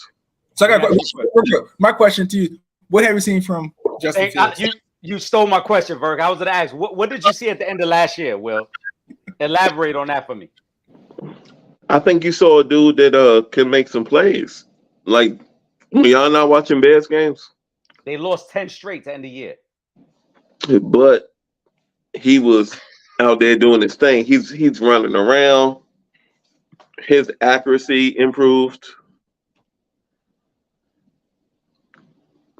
I just think they got something to build on. I think they got something to build on in Chicago, where in Green Bay, I never saw it. I'm be honest, I never saw it. I've never seen Jordan Love. I like Justin Fields. I just didn't see it with Justin Fields last year. Granted, they get DJ Moore, so they upgrade the receiver position. Hopefully, a full offseason with Chase Claypool makes things better for him. But I still like what the Packers have, because the Packers still have the core of a team that won 9 games last year, and that also went to back-to-back NFC Championship games. You still got Aaron Jones. You still got those 2 young receivers in Romeo Doubs and Watson. You still got the defensive pieces. And you still got LaFleur, who was the architect of the offense that won Aaron Rodgers back-to-back MVPs. I think I trust that more than Matt Eberflus with Chicago and the Bears team that lost 10 games down the stretch last year and really wasn't competitive after the second week in October. They were getting blown out. They got blown out against the Jets when Mike White was starting. They lost the game 38-6 with Mike White starting. Their defense never showed up, and their offense, to me, was very hit or miss. So I that's why I'm intrigued. When you said you saw things from them, I'm like, I don't know what you saw, because I didn't see it. But you good at quarterback in Green Bay? With Jordan Love played 1 game last year. Jordan Love played 1 game last year and threw 2 touchdowns. And Jordan Love's been in the system for 3 years under Matt LaFleur. So I would assume that he has a pretty good grasp on it. And I'm going to kind of use the same logic I used last year when Seattle traded Russell Wilson. If you see a quarterback every day and you're comfortable moving on from him to get to the next guy, that means you see something in the next guy. They see Jordan Love every day. So if they were so willing to move on from Aaron Rodgers, that means they saw enough in Jordan Love where they felt like, no, this guy's ready right now. Yeah. So, to me, I just don't think it's going to be no week 1 love. I feel you. I'm in agreement with Vern, though. I got the Packers. This could be another. I view it as another upset special of the week. I think the Bears getting 1.5. It's a little disrespectful, honestly. What did the Bears show? They won 3 games last year. Why should the Bears be favored at home against because of the quarterback? Team? Yeah, but they ain't beat the Packers since Dan Majowski was the quarterback. Because of Jordan Love. That's why. But Justin Fields, Will, you and I had a debate about if they should trade Justin Fields and just draft Bryce Young. Bro, Did I set the line? No, I didn't set the line. You feel me? I didn't set the line, bro. Don't put it on. Don't put it on me. All right, so me and Vern got the Packers. You have the Bears. Favorite that you taking them outright. I know you're not using the line. You're taking them outright. So if they win by 1, they win. You got that. Yep. We're gonna kick off this next one. Will, I'm gonna stay with you on this. This is a division rival. To Vern's point, he said this is gonna be the only winner within the division. So that already teases where he's going with his later pick. But the Raiders at Denver. I know you like the city of Denver, and that's not a joke. You told me yourself you like the city of Denver. Yeah, I love that city. They're favored by 3.5. Yep. Sierra's husband, can he come through in this one? No, I think the Raiders win this one straight up. I think they're just better. I'm not ready to believe in the whole new marriage of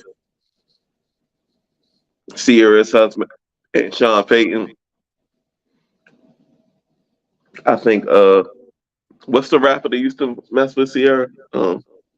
Which one? Right, the Future. Future?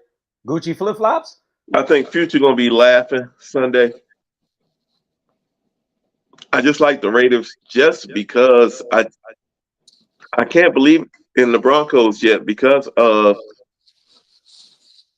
how bad Russell was last year, and I think it might take a little bit more time to get Sean Payton's system instituted there. And I think the Raiders are just more talented. I'm not saying the Broncos are going to stink. I'm not saying they're going to go like 3 and something. But I just week 1, man, it's a problem. You know what I mean? You need to be established, and I think the Raiders are more established than the Broncos. So I'm taking the Raiders on that one. Vern, what you think?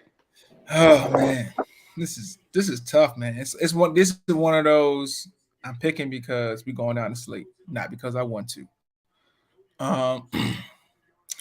One hand, you got the Raiders and Jimmy Garoppolo. Jimmy G has a high winning percentage, but I think that's because of the teams that he were on, not because of Jimmy G. But you also have, what's my boy, Josh McDaniels, who's terrible as a head coach, just like terrible. Like I don't know how he's still coach. I mean, we know why, to be honest with you, but the fact that he's still coaching, exactly. But then you got some talented players. You got Crosby, you got Adams. I don't know what Josh Jacobs is going to do. But then the Broncos are just a mess. I think Sean Payton wants to move on from Russell Wilson immediately, but that contract doesn't allow him to do so. He's come on the media, kind of vocal about him, and Russell Wilson to me is a very, sensitive person. Jerry Jeudy status unknown. Defense is going to be okay. Man, I don't know what the hell going to happen in this game, to be honest with you.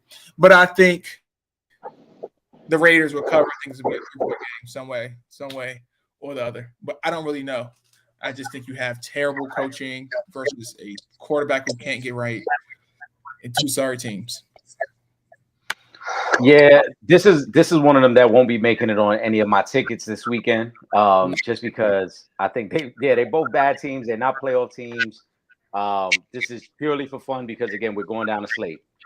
But with the Raiders, it just seems to be more dysfunction with them than Denver. Like I know Sean Payton has kind of gotten at Russell Wilson and the things that the Broncos were doing last year. But when you look at the Raiders, Josh Jacobs' contract situation, Chandler Jones getting locked out of the facility recently, Jimmy G, Josh McDaniels, who I don't believe in as a head coach. I think Josh McDaniels is something like 11-36 as a head coach. Like terrible. Yeah, like any other yeah. 11-36. Yeah. Well, he is Yeah. terrible. Like remember how I felt about Cliff Kingsbury? Jesus Christ. Remember how I felt about Cliff Kingsbury? Josh McDaniels is of that same elk. He's from that same cloth. But if he was any other coach, he would have been fired already. If it was any other color. Any other color, yeah.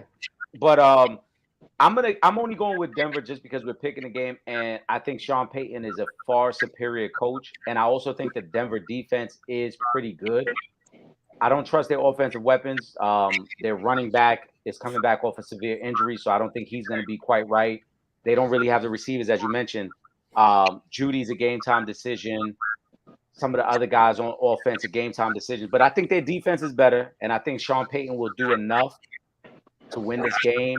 And I'm gonna say cover again, 24-20, somewhere in that range. I don't think anything crazy, but it's gonna be a tough watch. This is gonna be one of them games that's like you won't be watching this. This will not make your red zone. This will not be one of the games you have to tune in. You probably don't even have nobody on your fantasy team from either one of these teams. Nah. So this will be one of those that you just check the score later on and be like, oh, all right, they won. That's all it is. You won't gamble on it. You won't pay attention to it. You're right, Eric. Just for the record, I'm gonna go with the Broncos just because Josh Daniels is just that bad of a coach. Yeah, he's that bad. Whenever in doubt, I use the Cliff Kingsbury metric. Will knows that. Cliff Kingsbury is the metric. If you're a terrible head coach, I gotta go the other way. You hate that dude. Cliff Kingsbury. I'm just gonna go the opposite direction. Yeah, didn't he have a losing record at Texas Tech? He had a losing record in college, and then somehow got a head coaching job in the NFL. That was crazy. It was terrible there. And then we found out later on that he knew Johnny Manziel used to show up hungover for games, and he okayed that. Yeah, didn't do nothing about it. Yeah. He said, "Hey, as long as you play well, it's good. I'm good with it." So, yeah. Will, I'm gonna let you kick this one off because this might be the marquee game of the 4:00 slot. I'm interested to see how you're gonna react after this game. The Miami Dolphins. Now, Will, I think you and I are responsible for the resurrection of the Dolphins. Because we had an episode a year and a half ago called 2 a Week Notice when we thought Tua Tagovailoa was going to lose his job. We did put them back on. And then from that moment on, that boy took off. 2 a Week Notice. He took off. Yeah, and then he got good. Yeah. Dolphins, you already know. Are going to SoFi to face your beloved Chargers. This is a big year for you guys. Brandon Staley's job might be on the line. You bring in a new offensive coordinator. You draft a receiver. You might have the most talent of any 53-man roster. When you look at offensively and defensively, there's talent everywhere on that Charger team. We loaded. You guys haven't lived up to the potential. Now you get a really good, really explosive Miami team who has high aspirations this year. Will, let me know. You guys are favored by 3. What's going to happen at that 4:00 game in Los Angeles? Really, if we're favored by 3, that's just a wash. Because if you gamble, the home team usually always gets 3 points. So if that's all we getting, then that's all they saying. But Jay Herbo is going to be a Hall of Fame. An MVP contender for this year. My offense, Mike Dubb, Keenan Allen, who has the best footwork in football, in my opinion. And then the rookie you mentioned, Quentin Johnson from TCU, a beast that's going to be in the slot. Austin Eckler, 20 touchdowns, 2 years in a row. Second best running back in the league. To me.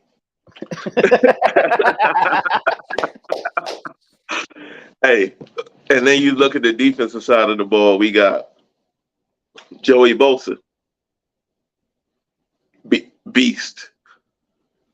Khalil Mack, beast. We just picked up Kendricks and linebacker from the Vikings, beast. The best safety in football in Derwin James, in my opinion. I just think we're better. And then when you bring in an offensive coordinator and Kellen Moore, they got Dak paid. I think my quarterback's better than Dak. I think he's going to do more with him. In Miami, it's a nice little story or whatever, but I just think coming into my building, it ain't happening. Not week 1. But I do see the points going to like 80. You know what I mean? I think it's going to be a shootout. But I like us at home to start the season and then go into that path to try to win the win the conference. I really feel good about us this year. I'm sure you do. Vern, it's on you. Let me know how you see this game going. I don't disagree with much of what Will says. The things that are his opinion are solely his opinions. Outside of that, though, I think the Dolphins win it. I think they win it. I think they win it by a very close margin. I think the game is very close. I just think the offensive weapons that the Miami Dolphins have are going to overpower the defense. My only concern is I believe Tyron Armstead is going to be out, left tackle for the Dolphins. And that gives me some concern. Honestly, if we had Tyron Armstead and we had Jalen Ramsey playing, this would be one of those, let me put my bed in, go to sleep and wake up, and I'm good. But with those two people out of the game, it makes it a little bit more interesting. Honestly, I don't trust Justin Herbert. The one thing I know, he's going to play well, but he's not going to win the game. He's Kirk Cousins. He's going to look pretty. The box score is going to look nice. But at the end of the day, he's not going to win the game. He's not going to make the one pass. Well, remember this. He's not going to make the one pass you're going to need him to make. And then on Monday, you're going to wake up thinking about that one pass that he didn't make. And then you're going to think about me telling you what was going to happen. Okay? So I think the Dolphins win this game. I think it's something like 31-28 Miami. So I think it's great insight on both sides because, as I said, I think the Chargers do have the most talented roster in all of football. I just think that they suffer from a terrible head coach, and that's what's really holding them back. They bring in Kellen Moore. They bring in Vic Fangio for the defense, which might be an underrated move for them. But I still got to see it. Yeah, Vic Fangio is a very good defense coordinator, but I still got to see it because this is a team that gave up 30-plus points to the Jaguars last year. There's also a team that multiple times last year when we watched them, we said, what's going on? Like, they gave up 40 points to Seattle last year. So this is a defense that for all the talent that's on there, you could put up points on them. I do think this might be one of those highest scoring games of the weekend. Vern, I know you mentioned the Bucs in Minnesota. I think this one falls right in line because this is going to be a track meet. Mike McDaniels is gonna create the offense to set up mismatches, and on the flip side, with no Jalen Ramsey, Mike Williams is probably going to eat on the other side.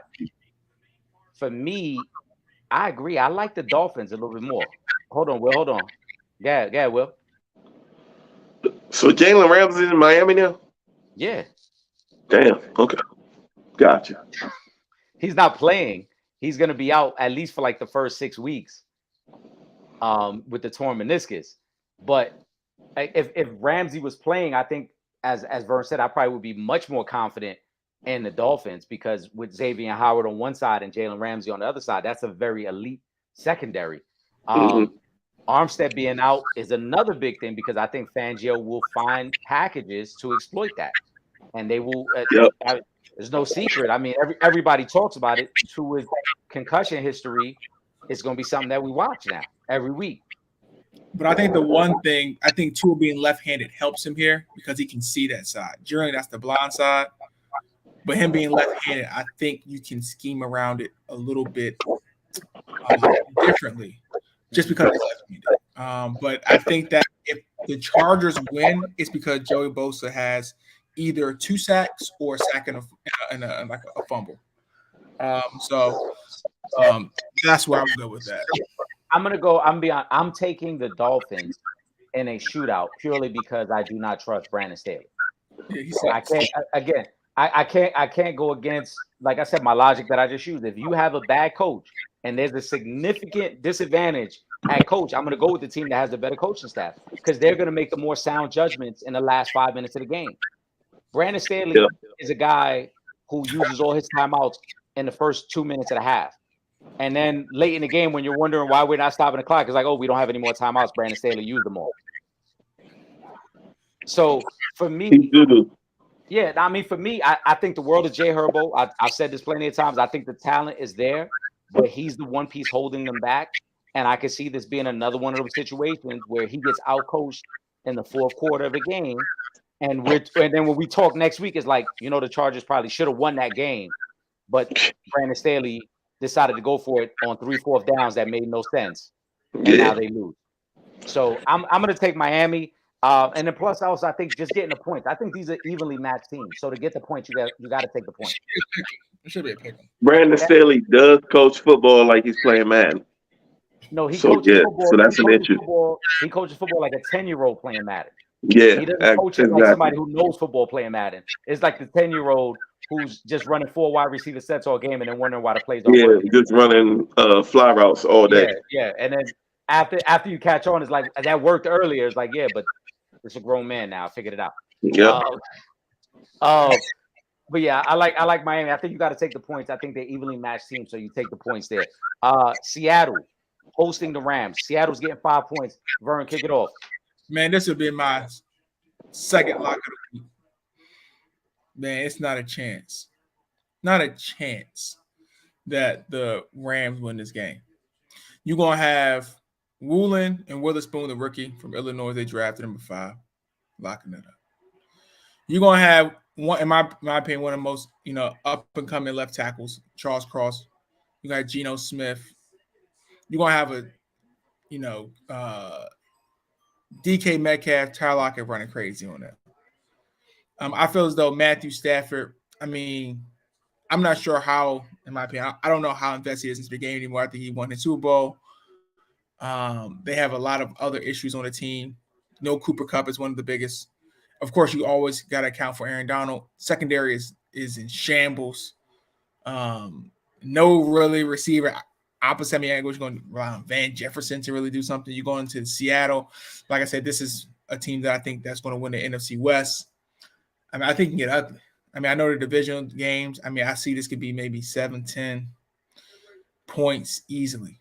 Like I said, really put your money on this one, on the parlay. Vern, I think you've been looking at my notes because I got Seattle winning this division as well. I think, like I said, this is one. No, I'm just saying everything I said about the 49ers holds true. I think the 49ers are a playoff team, but I think Seattle's better. And Cooper Kupp is not going to play. Huge. They have no running game. And I've never heard of this. If I'm wrong, one of you guys correct me. On this 53-man roster, I believe the Rams have something like 25 guys who are undrafted. Jeez.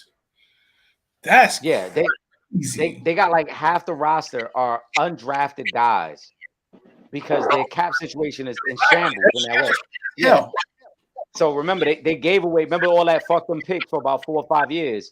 Now you're stuck with a bunch of guys who are cast-offs and journeymen. Your contract, you had to guarantee money. They pretty much dumped Ramsey for nothing. I think they got a 4th-round pick back for Ramsey, which is crazy. I think Seattle is way better than people realize. Seattle went toe-to-toe with the 49ers in that playoff game last year. And they asked Smith and Job. I don't know if he's playing week 1. I know he's a little banged up. I'm not sure. I checked the notes. But even still, Lockett and Metcalf are more than enough against his Ram team. Kenneth Walker is more than enough against his Ram team. And then with the defensive pieces, they're good. I think Seattle, who already has a great home field advantage, beats up on a Ram team that just doesn't have enough. This line probably should be higher, but because it's a divisional game, they kept it at a respectable 5. But this line probably should have been closer to 7.5, 8. They cover for sure. Hey yo, I got Seattle for this game. I'm gonna let y'all get into the next game. My daughter's crying right now. I'll be right back. I'm gonna mute your mic. We're gonna get into the next one. And you got the cover, Eric, too? 5.5 is what I got it at. I got the cover on that as well. You too, yeah. Yeah, I got like I said, I think the line would have been higher, but because it's a divisional opponent and probably more Sean McVay, they're giving a little bit of respect. Right.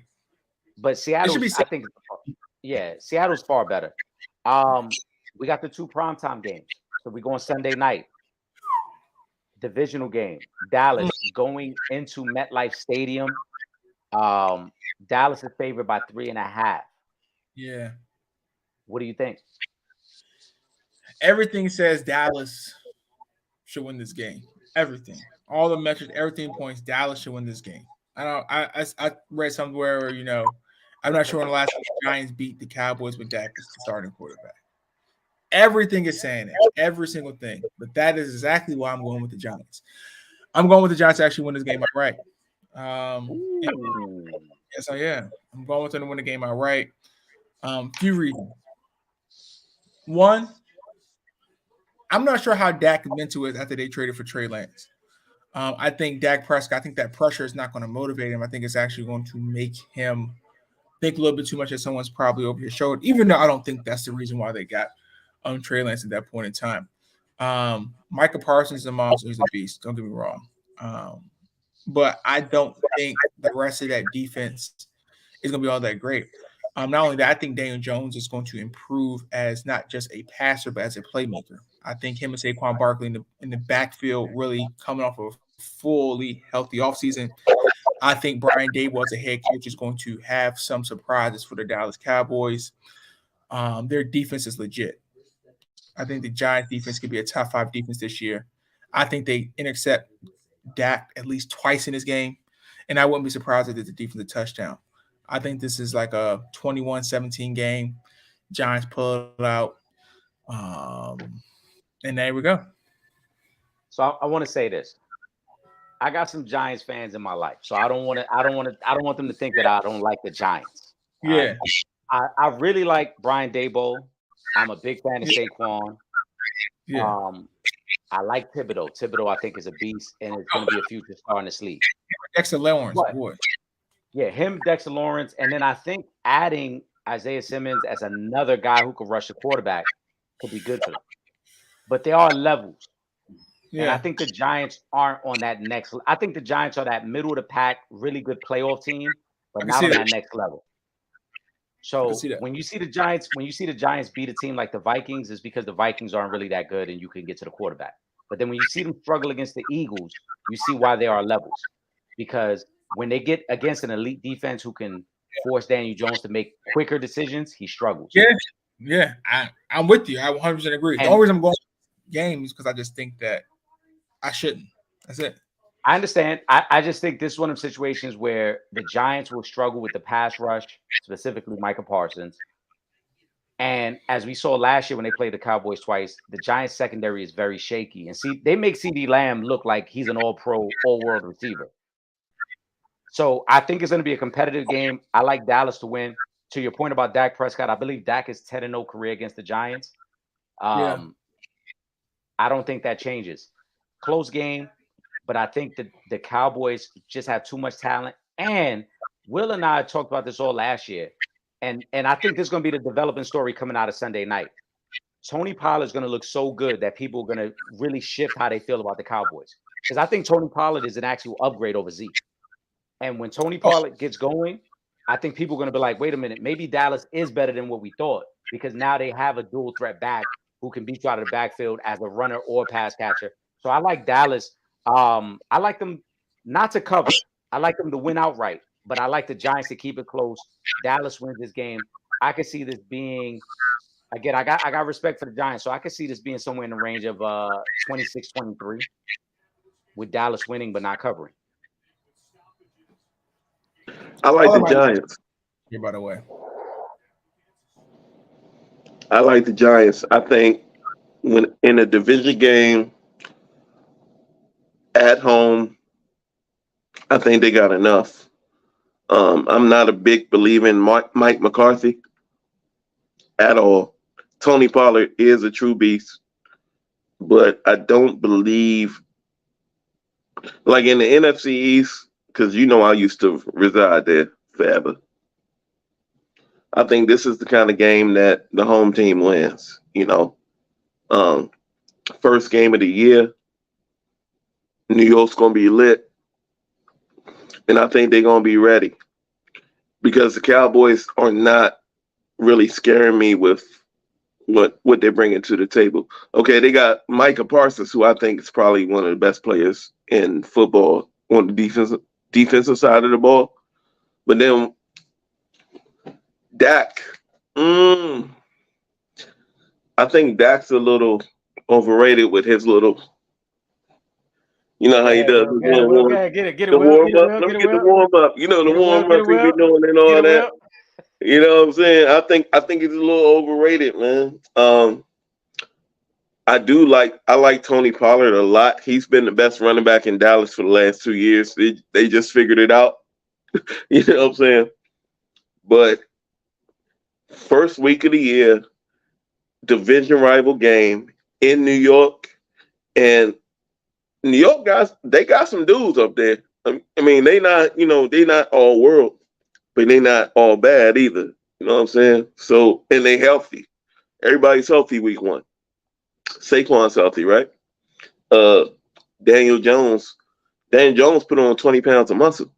Have y'all seen that? So he's ready to take, the hits. Pause.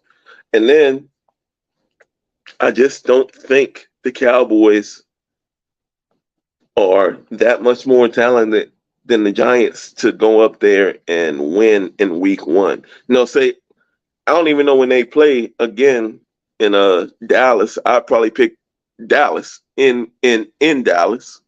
But in New York, week 1, I'm going with the Giants.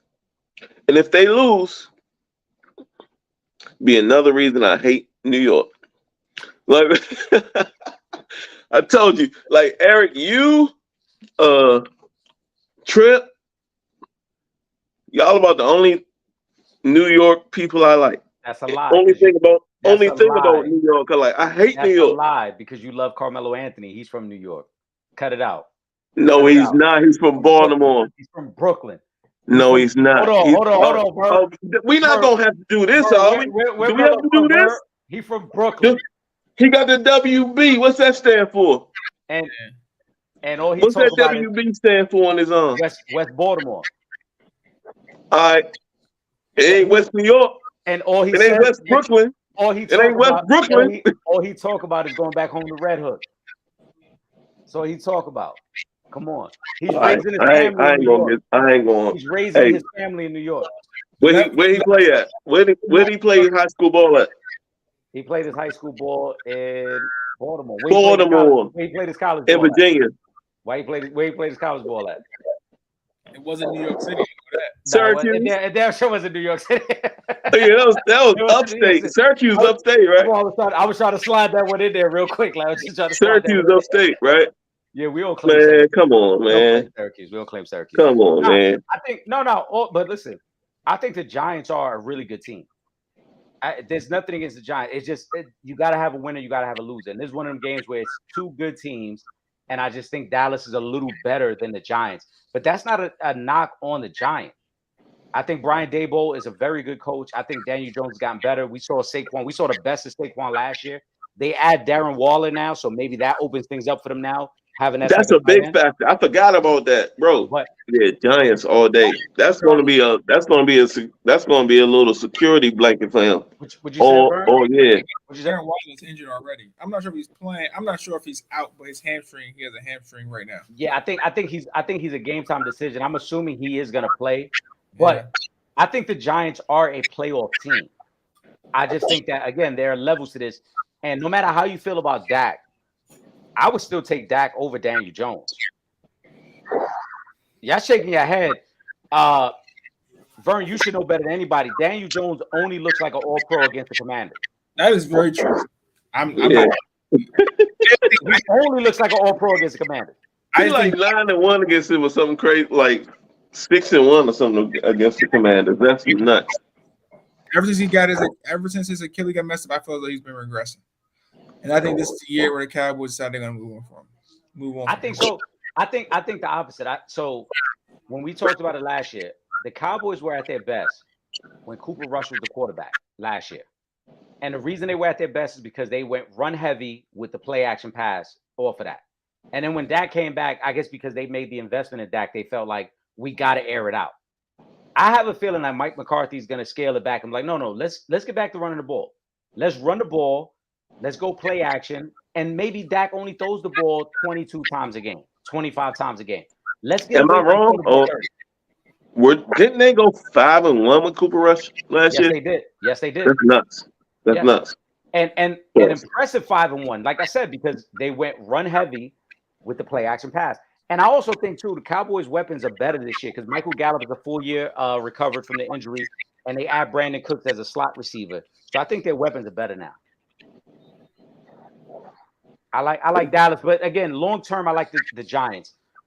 But in the week one, I like the Cowboys. Sunday night. This is Hold on, also Eric. yes. Hold on, Eric. I think we missed the game. What game we missed? Philly and New England. 2. I'm pointing out. Yeah, I see Oh 2. yeah, I don't have Philly. What else we missed?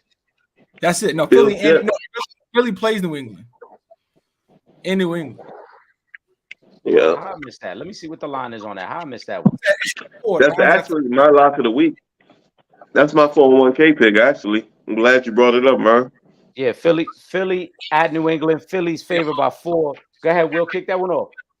No way that Philly goes up to New England and loses this game. They don't have it. They just don't.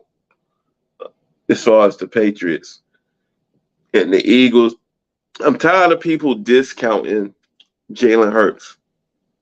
He's elite. Okay, people need to stop fronting like sometimes I listen to other shows and everybody, all they want to do is trying to figure out reasons why he's not elite, but they can't because he is. Like, stop it. He was elite in college. Okay, he's elite at this level. Just give him his flowers, man. The dude can play football. He's a quarterback. He is a true quarterback. But why did they discount him? That pigment, that skill set.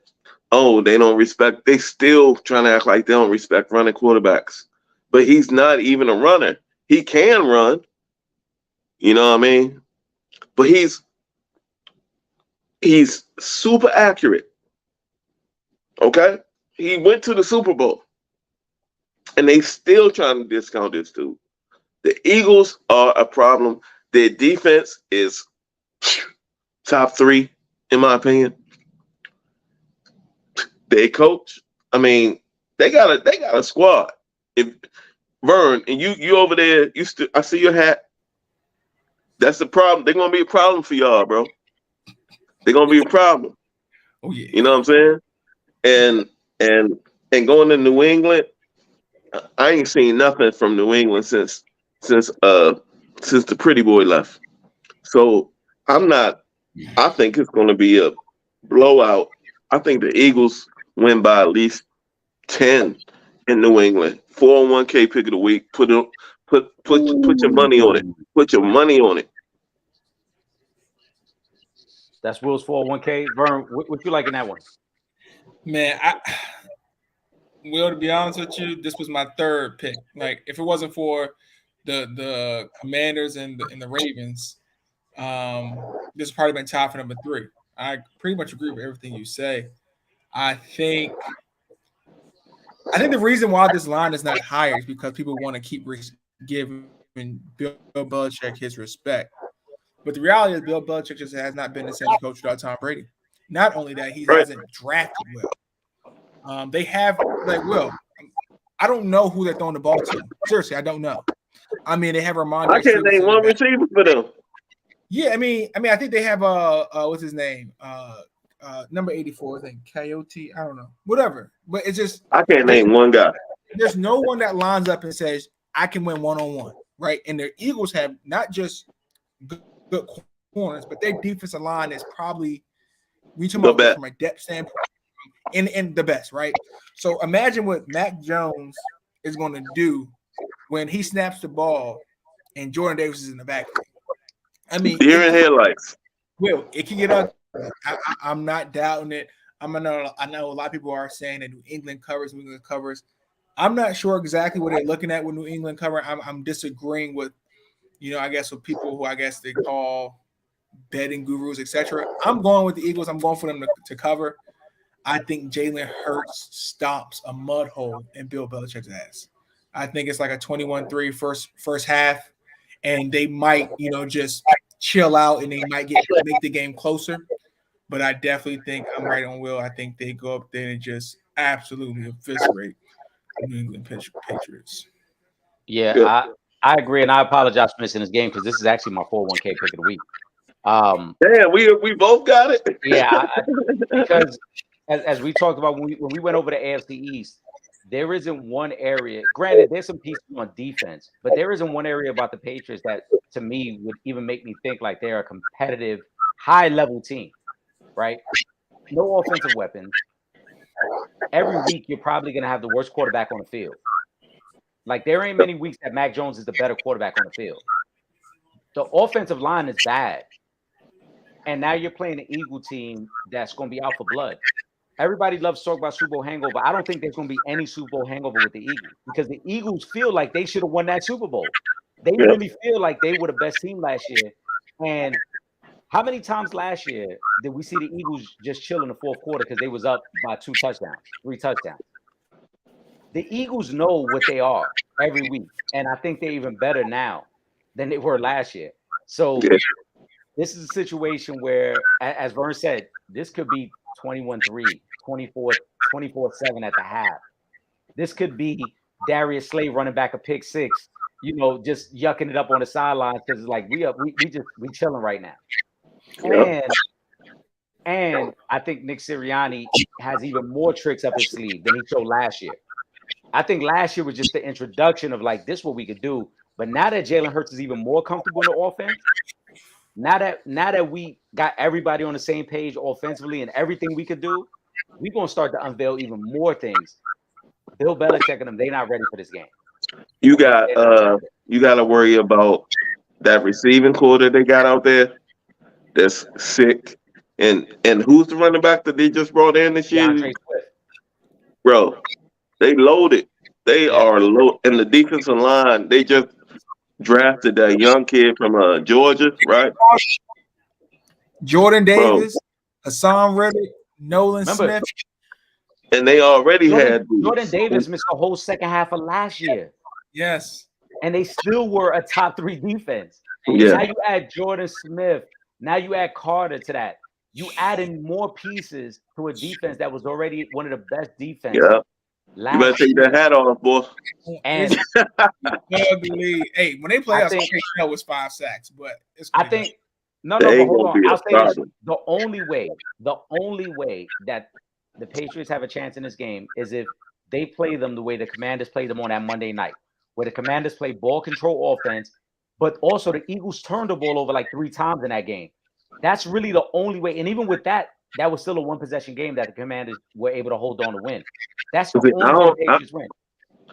I don't think the Patriots quarterback can do that.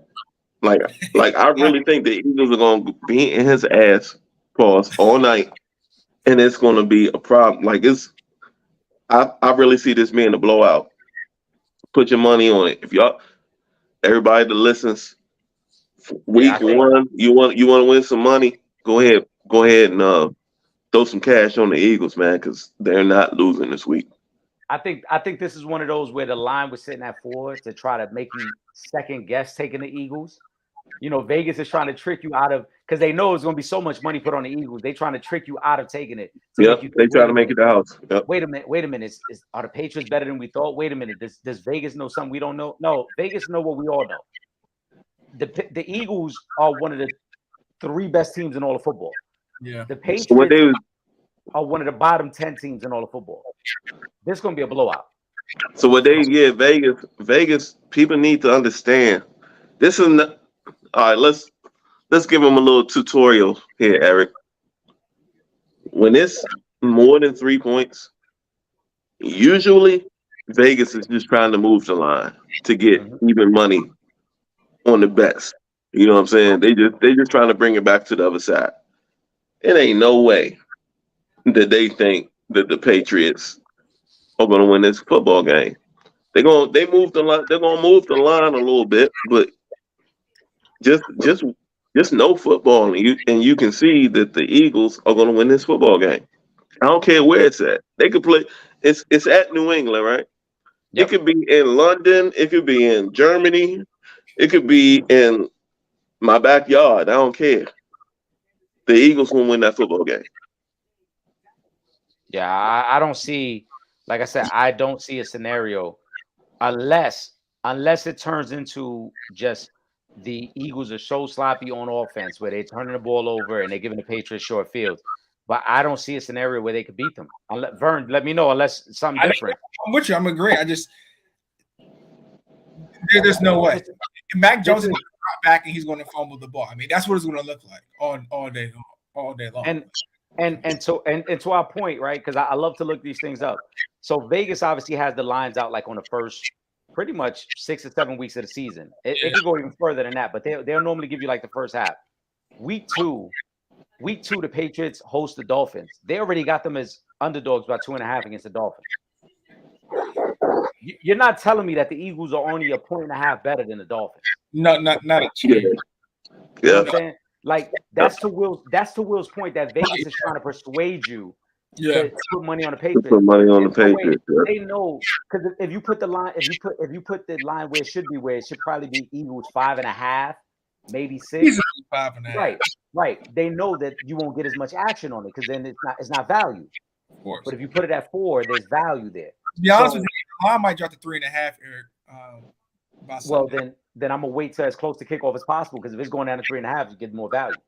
There are a couple lines that I think are definitely going to move. You got Sunday. I'm gonna give you guys right now. This is the Patriots' first 4 games. These are the actual lines that are out right now. You got Eagles -4 against the Patriots week 1. You got Dolphins -2.5 week 2. Week 3, they got in New York. They got Jets favored by 4 over the Patriots. And then you got Dallas favored by 6 over the Patriots in week 4. That's right now. No way. Yeah. No, it is way, because it's like we're saying the Eagles are that much better than the Patriots. They're just trying to persuade people to take the Patriots. Yep. They just want action on both sides. They know. Like, there's no way you're telling me a month from now you think the Cowboys are 6-point favorite over the Patriots, but you would only give the Eagles 4? That's crazy. We agree. And Eagles 401k pick of the week. Let's get to the Monday night game. That's the one left that we haven't done, right? Yep. Bills Jets. Bills going into New York. So New York is hosting both the Sunday night game and the Monday night game this week. The Bills are favored by 2.5. Vern, take it away. Monday night, what you think? Monday night. So let me just start. The Jets aren't going to be a good team this year. However, the Jets are going to win this game.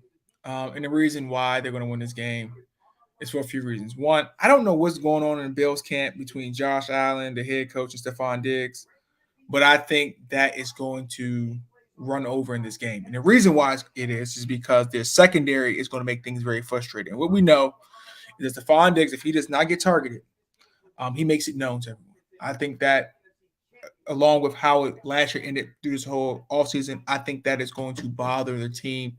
I think it's going to be a distraction. Outside of that, you still going to have Aaron Rodgers be pumped up. You're talking about 9/11 in New York. All eyes, Aaron Rodgers, even though I don't really believe in him, I feel like at this point in time, they speak out a tough one. I think that defense is just going to be a lot. Josh Allen, to me, last year, the second half of the year, didn't really play that well. Remember that Miami Dolphins game in which I'm not even sure who the starting quarterback for the Dolphins was in the playoffs. But Josh Allen didn't look that good in that game. That was more of Skylar Thompson. That was more of Skylar Thompson not being able to get the job done than Josh Allen winning that game. And we saw in the very next week what happened. So I think the Jets win it. I think it's a 1-point game. I think the Jets win something like 24-23 in New York City. And I think next week we're going to juice the betting lines because they're going to overinflate the Jets, and then we'll go from there. It's a great point. Will, let me know what you think. That would be huge for the Jets if they were to beat the Bills week 1 with Aaron Rodgers' debut, and everything else they got going on. But I don't see it happening. I think Josh Allen is one of those players in the league that can elevate you to a higher plane. And I think that defense, we talked about it last year, their defense is fast and they chase you. And I'm not sure that the Jets right now, because I haven't seen them, are ready for that. I mean, I know they got Aaron Rodgers now. I know they got what's the running back from Minnesota? Dalvin Cook. Dalvin Cook. I know Brees Hall is back. Garrett Wilson's a beast. But I need to see it together first. I've already seen the Bills, you know what I mean? I've seen them together, but I haven't seen the Jets together yet.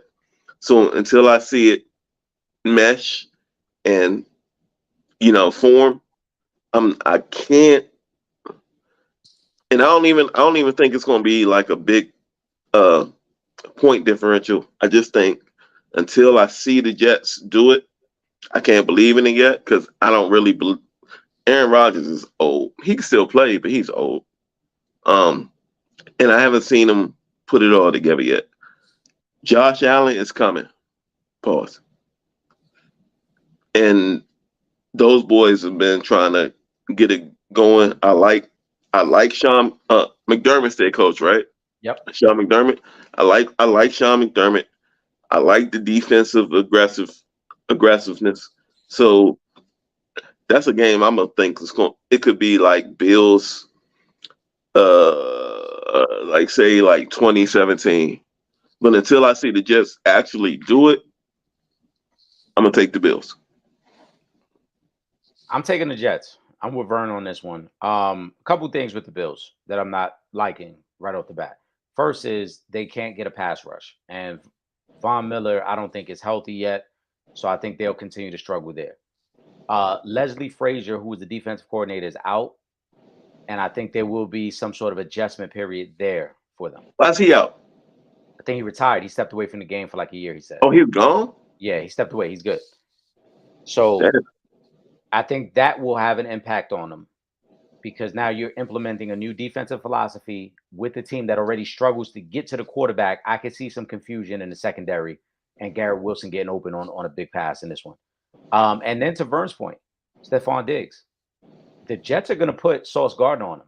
And you could make a case that Sauce Gardner is the best corner in football. And if Sauce takes him away early in his game, I can see the frustrations on the sideline where Stephon Diggs is wanting the ball. Josh Allen can't get him the ball. Oh, by the way, Buffalo can't run the ball already. So you throw those factors in. I see this being a very frustrating game for the Bills. I think the Jets win. I don't think the Jets are fully where they can be because I think their offense is going to get better as the season goes on, especially once Brees Hall is really back up to speed. They can be more explosive. But I just think this is going to be one of them games where, like you mentioned, 9-11, the offense struggles. Everybody's not on the same page. There's some internal things that we don't know about. And the shift in defensive coordinator. The Jets win this game. I think, again, 2.5-point underdogs. I have them winning outright. And it's going to set up probably one of the most hyped games for week 2 ever because the Jets go to Dallas in week 2, which then that'll get all the publicity about Aaron Rodgers and the Jets going to Dallas. I like the Jets in this one. Hey, that week 2 game, is that Monday night? Nah, that's a 4 o'clock game. That's a 4 o'clock game week 2. It's a 4? Okay. Yeah, the week 2 Monday night game. We actually get 2 games on Monday night for week 2. We get Saints at Panthers and then Browns at Steelers. Saints, Panthers, Browns, Steelers. Every team got to get one nationally televised game. You know that, Will. You know how the CBA works. That's the game. Oh yeah, but these guys got 7, so I'm good. We got 7. Are you going to win this week? The Chargers? You didn't actually ask me that, did you? Yeah, I got my boys at home. I got my boys at home, man, for sure. We're gonna see. It's gonna be an exciting week 1, fellas. Are we doing this again next week? Are we going to whole slate next week? What are we doing? Hey, look, it doesn't matter. But before we go, can I just tell the people how to make some money real quick? Look, put your locks in. Commanders money line, Ravens money line, Seahawks money line, Eagles money line, parlay it. And do your thing. So you got Commanders, Ravens, Seahawks, Eagles, all money line. Money line parlay. If you don't, you'll be upset. The Cardinals gonna cover, bro. Vern said no money line. That's what he said. Money line. He said money line. Just take them outright as well. Oh, okay. Just straight up. Vern said refinance the house, and then go on. Come back, hey Eric. Okay. The council got people gonna have people I'm broke. gonna tell you like that. Hold on. Me and my man Trip Young, we're probably going live. If not Sunday night, definitely Monday before the game. So I'm gonna recap because all these are Sunday games. So if you're right, I'm gonna give you the shout out, Vern. I'm gonna let you know. I'm like, I hope you had got the kids' college fund up because Vern just gave it to y'all. He told you how to get the college fund up right there. Come on. There we That's go. the counselor right there. So Hey, you really said the 2 games is on Monday this week, right? Next week 2. Week Next 2 week has 2 why games. are they not doing it in week 1 like they used to do? I think it's weird. No. So I think they just try to mix it up a little bit and go week 2. But also you got to remember, YouTube now has the NFL Red Zone, so maybe they wanted to keep as many games as possible on Sunday to accommodate the Red Zone package, and then roll out 2 Monday night games for week 2. Gotcha. So You're gonna be watching whenever they are. You know, we're gonna be watching. There's gonna be beverages flowing, and we all gonna be in touch, fellas. Before we wrap up, Vern, give me a final thought. Aside from the 4 money lines. Yeah. I think it's welcome back to NFL, man. It's been a long drought. I've been waiting for this week for a long time. It's always good to be on here. Now that the suspension has been lifted, thank you for inviting me back. We have Vern on the Calvin Ridley suspension real quick. Right. He had to sit out a season. So I'm just glad to be back. Week 1 is starting. You know what the time it is. It's gonna be a good week for us. I'm not sure how many good weeks we're gonna have, so we're gonna enjoy it. There we go. Will, give me a final thought, bro. Yo, you know what it is. Boat gang all day. Chargers coming this year, but it's good to be with both of you brothers, man, and fellowship and chop it up, and you know what I mean. We could be anywhere in the world, but I'd rather be here, man. So that's what it is. You already know. Listen, we'll be back next week again, Friday Night Live, 9-ish. Will, I guess it's 9-ish. You know, Will's ready. But listen, we'll have. I took a nap, but I'm clean though. You see, I'm clean. It's all I good. sat in the recliner, bro. I sat in the recliner and I took a little. You know what I'm saying? My eyes closed for a little minute, but you see, I came out like I'm on like this. I came out first take fresh for you tonight, man. So, cause for week 1, you know what I'm saying? So yeah. That's what I like to hear. But Will said, let me think about these picks real quick and then nod it off for a second. I'm on the suit next week to let y'all know I'm here for business, man. Okay. The counselor. See, the counselor going to flex on it. See, no, if first of all, when this bet that I gave out hit, I'm coming ready for business next week. So there we go. All right, so we looking forward to it. Listen, next week we'll be back with week 2 picks.